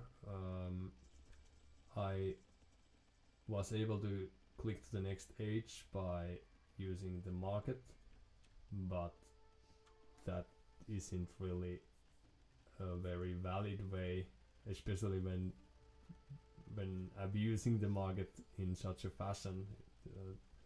I sold like 1,000 or so wood to get enough gold and food to get to the next age. So my approach was split. So I created some army, some throwaway army in a sense, to make my opponent's life harder, and perhaps thanks to that they took a bit defensive approach, like leaving a few archers and skirmishers to defend, just in case I was appearing from the wilderness and walling up, but I couldn't make use of that. And now I did install or found these additional town centers quite quickly, but here we have the same problem that we did have in this arena game, where we didn't make use of them. So I'm currently queuing one villager, whereas Nilgor has 2, which is a very good number to have if you also happen to have 2 town centers. So the villager numbers are already 57 to 41, and I think that it's not going to change too much during the course of the game. So I have too few farms. I still I haven't used much of the berries. They should be gone by now. And if I have 16 farms and my opponent has 31, then that gives you a slight edge when approaching or when planning your next steps. So at this moment they are ready to, like, so if they sold their stone, for example, they could have just switched to 4th age.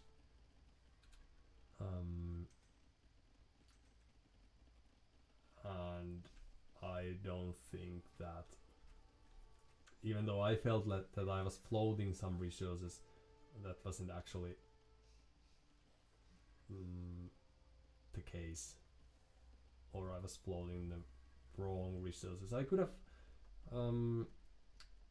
and I should have focused on adding more villagers.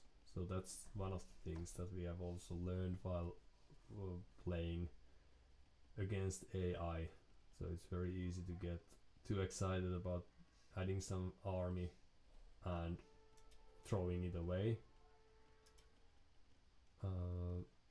So I've managed to kill 2 villagers at the 34th minute mark.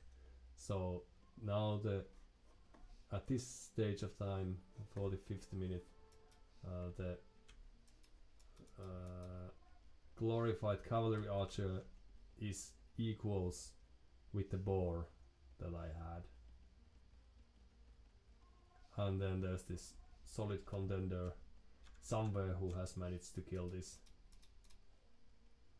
Yeah, the first runaway villager. So I enjoy the fact that Nilgor respected my my game and didn't, like, they also started with a defensive castle just in case, even though they have a solid score lead. I don't know if my click up to Imperial Age was noticed by the score difference by them, but that's of course a possibility that they took or thought that okay, perhaps the score is lying a bit because they are going to the 4th age and they might have a plan, but then actually the plan was very simple. I didn't gather any relics. I had this throwaway siege workshop that didn't achieve too much, and they had a 20 head army. I think I could have tried to create a similar, or at least add a monk and convert the knight or 2 that they threw at me.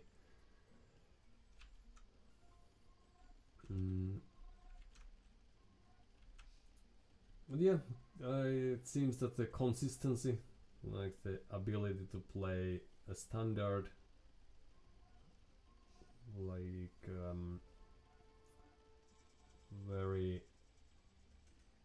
standard and safe, future-proof game would be a clear way to improve, because now when comparing, like I just got my 4th town center up and running. I'm not doing anything with the Imperial Age.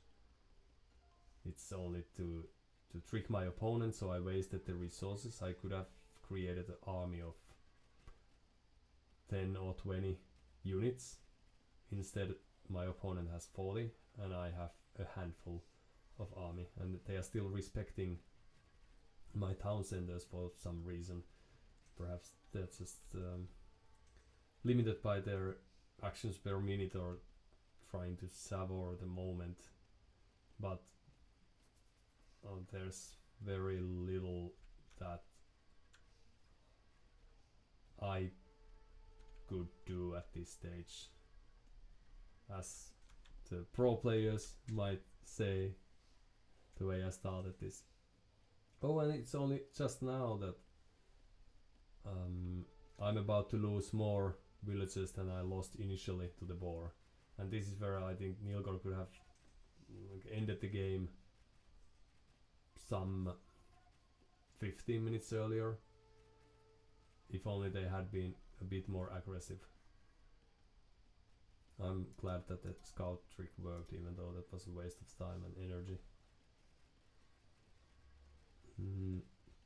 But still, the little hassle that I caused here was just that. They were absolutely under no threat. But also remarkable, and something worth remembering for me, is that they only have 2 town centers and they still have been able to gather 110 villagers. So perhaps 4th town center was a bit extra. I could have used the Imperial Age to create 20 villagers as well. So trying to play defensive would be a nice trick to learn.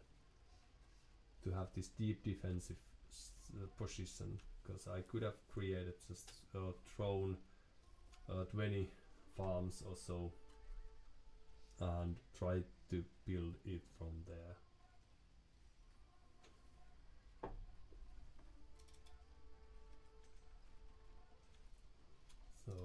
even still I only have 20 farms at this stage of game, whereas my opponent has twice of that, 43, and that's probably still very little. And as we can tell from the resource bar, we are floating a bit of resources, but the fact that they had 6,600 food to create 60 scouts, for example, and that they are slowly approaching population limit of 200, whereas I'm 100 short of that. That's mean. But kudos to Nilgor for sticking with me, because I think they had they could have mentioned that the game's over, you can resign now, or something similar to that fashion, but that goes to show you how friendly the community is, I'd say.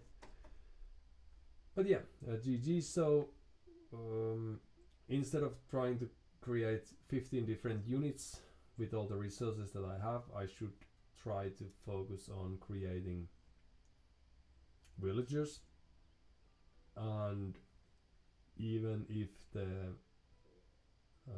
I was perhaps able to trick my opponent into thinking that I was more powerful than them, that magic or the spell lasted for 15 seconds, and then they just carried on with their build and made sure that they had enough villagers in the queue and working, and that they gather all the relics available and secure their position so as not to lose. So that was very, very well played, in my opinion. There's no, like, from my very expert eyes, I can't see no omissions, so to say. So they are, in some previous games there was long distance wood cutting, for example, that so the villagers had to run half the screen, and the closest thing we have here is this stone miners,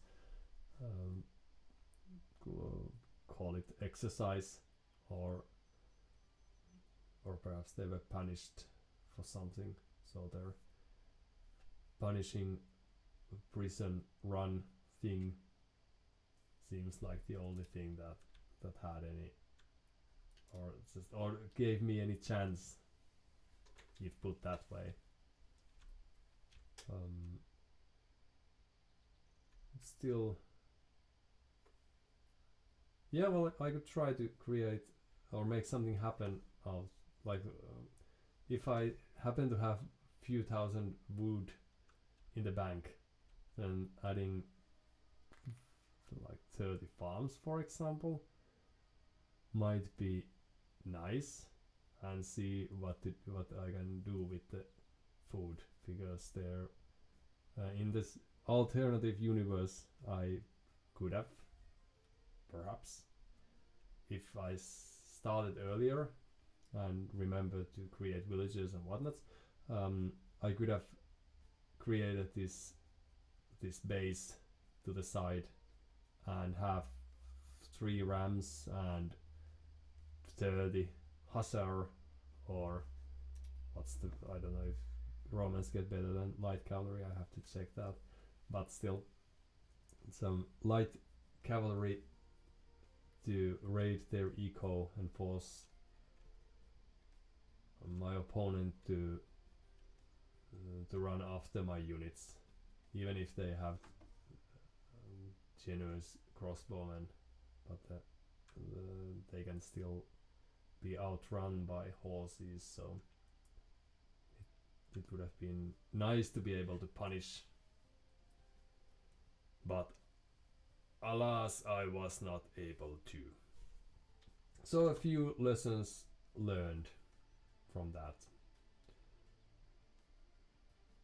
And where does that leave us?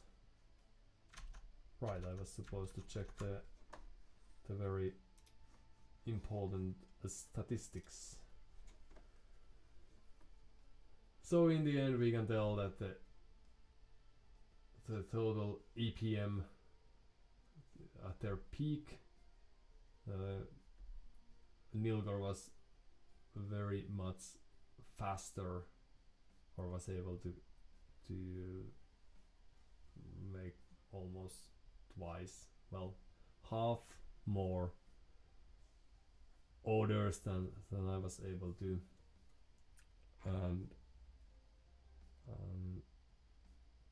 of course I can't be sure whether they were good moves, but they couldn't have been much worse than mine. But in general, it seems that the APM is quite similar. Of course, if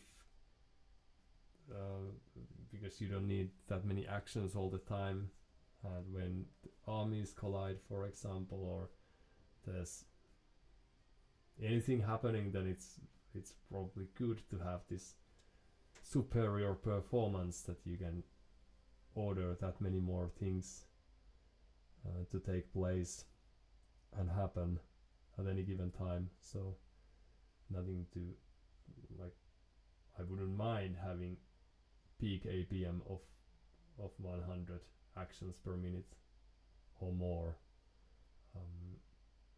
but also would be good to know what I'm doing, so it would be then much more easier to actually order things around. So that's something to train the brain, and then the physics. So score wise, there's not much to say. Today's games have been tougher than yesterday's early 3 games, in this sense that the losses have been quite clear. The problem area is, in my opinion, just repeating myself in order to remember to, on the other hand, create more villagers, and on the other, also make use of the resources. Try to think what to do with them, not just ordering people to cut wood, but also trying to plan what to do when I have some. And then not throwing away my units would be this third thing worth focusing on, because this army high tells us that we never really did possess any sort of dreadful force. While we did create an army of sorts, so if I read this correctly, then is there a way to show it somehow? I don't know. Perhaps not. But if I read this correctly, then since they have killed like 100 and only lost 50, then if I'm skipping the economy defeats, like, I know that I lost some 20, perhaps 10, 20. Well, we can verify that. So I killed 10 and lost 20 villagers, and because the whole kill death ratio was 104 to 55, that means that they have been able to kill 86 military units while only losing 45. So even if we did have some, well, we didn't have very long moments of, or like the armies didn't collide at the stage where we would have had very large quality differences. They had fletching in the beginning to help their archers, or not in the very beginning, but after a few battles, but the crossbowman upgrade took place late, so I was able to use my feudal army against them. So what this tells to me is that I've lost 50 or so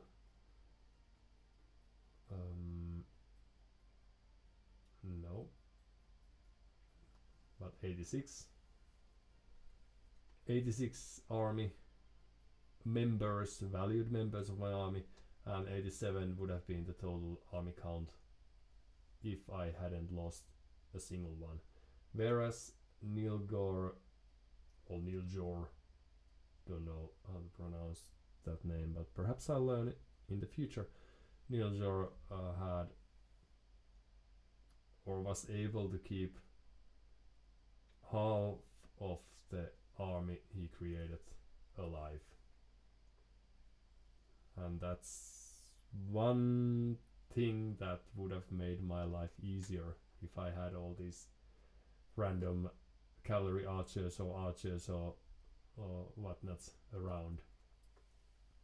That wouldn't have changed this game, but like trying to take or be more careful with my units would be a nice thing, especially if my economy is like this, that I'm having half the villagers, so I don't really have anything to spare. Then trying to keep my army together and creating villagers instead of throwing my army away, making my opponent perhaps chase them, but perhaps not, and not getting too much value out of the resources that I throw at them. That clearly is not that very solid way to approach the game. So that would be the third thing then. Because if I was really careful with my army, then I would have been able to postpone the push, at least like practice the defense. Now I lost quite heavily on almost all encounters, and that made it that much more harder to make any difference in the game. And then really cold, yes, so everything collected was for them, even though I was Romans, and the imperial timing was not needed. I could have just spent the resources to create an army and have the final battle before calling GG, but instead I postponed or pushed this game 10 minutes further than needed by switching the age, not looking at the score and hoping that that would be enough. The material difference that I wouldn't know how to use or how to get to would somehow help me get through the game victorious. Villagers max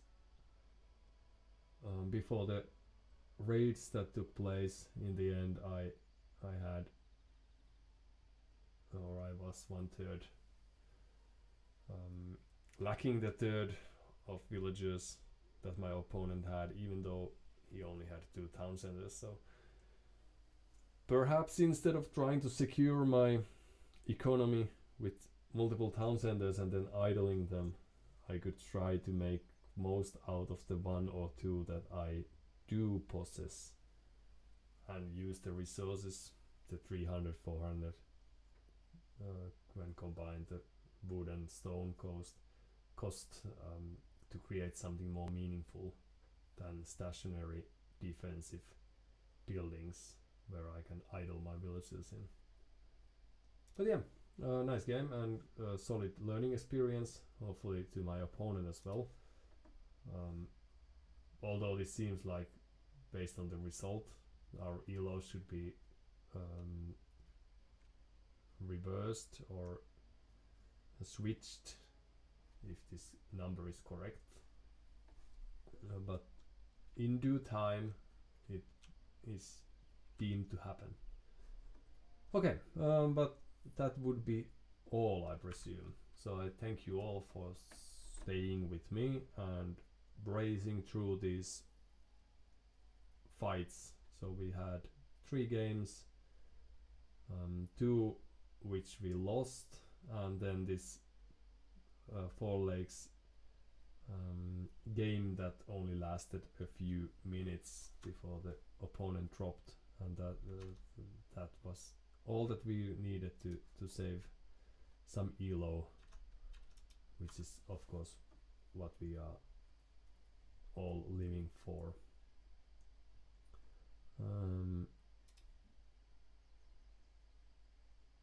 So what have we here? Our initial plan was to have fun with friends, that we did do, playing a few games on the ladder, yes, analyzing the games and rejoicing, and also getting rated on Twitch. And I'll verify this.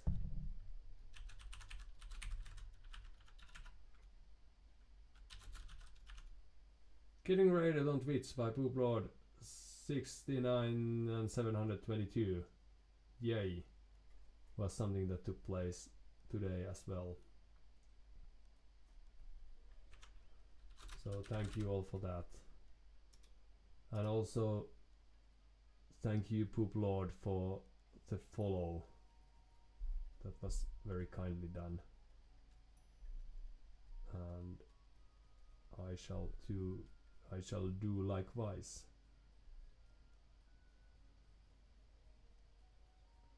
What a great world we are living in.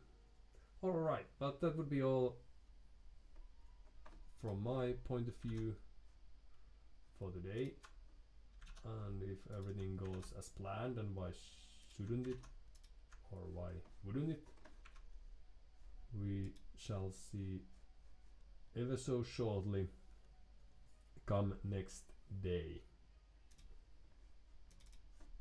So thank you all and take care, enjoy your lives, and bye bye until we meet again.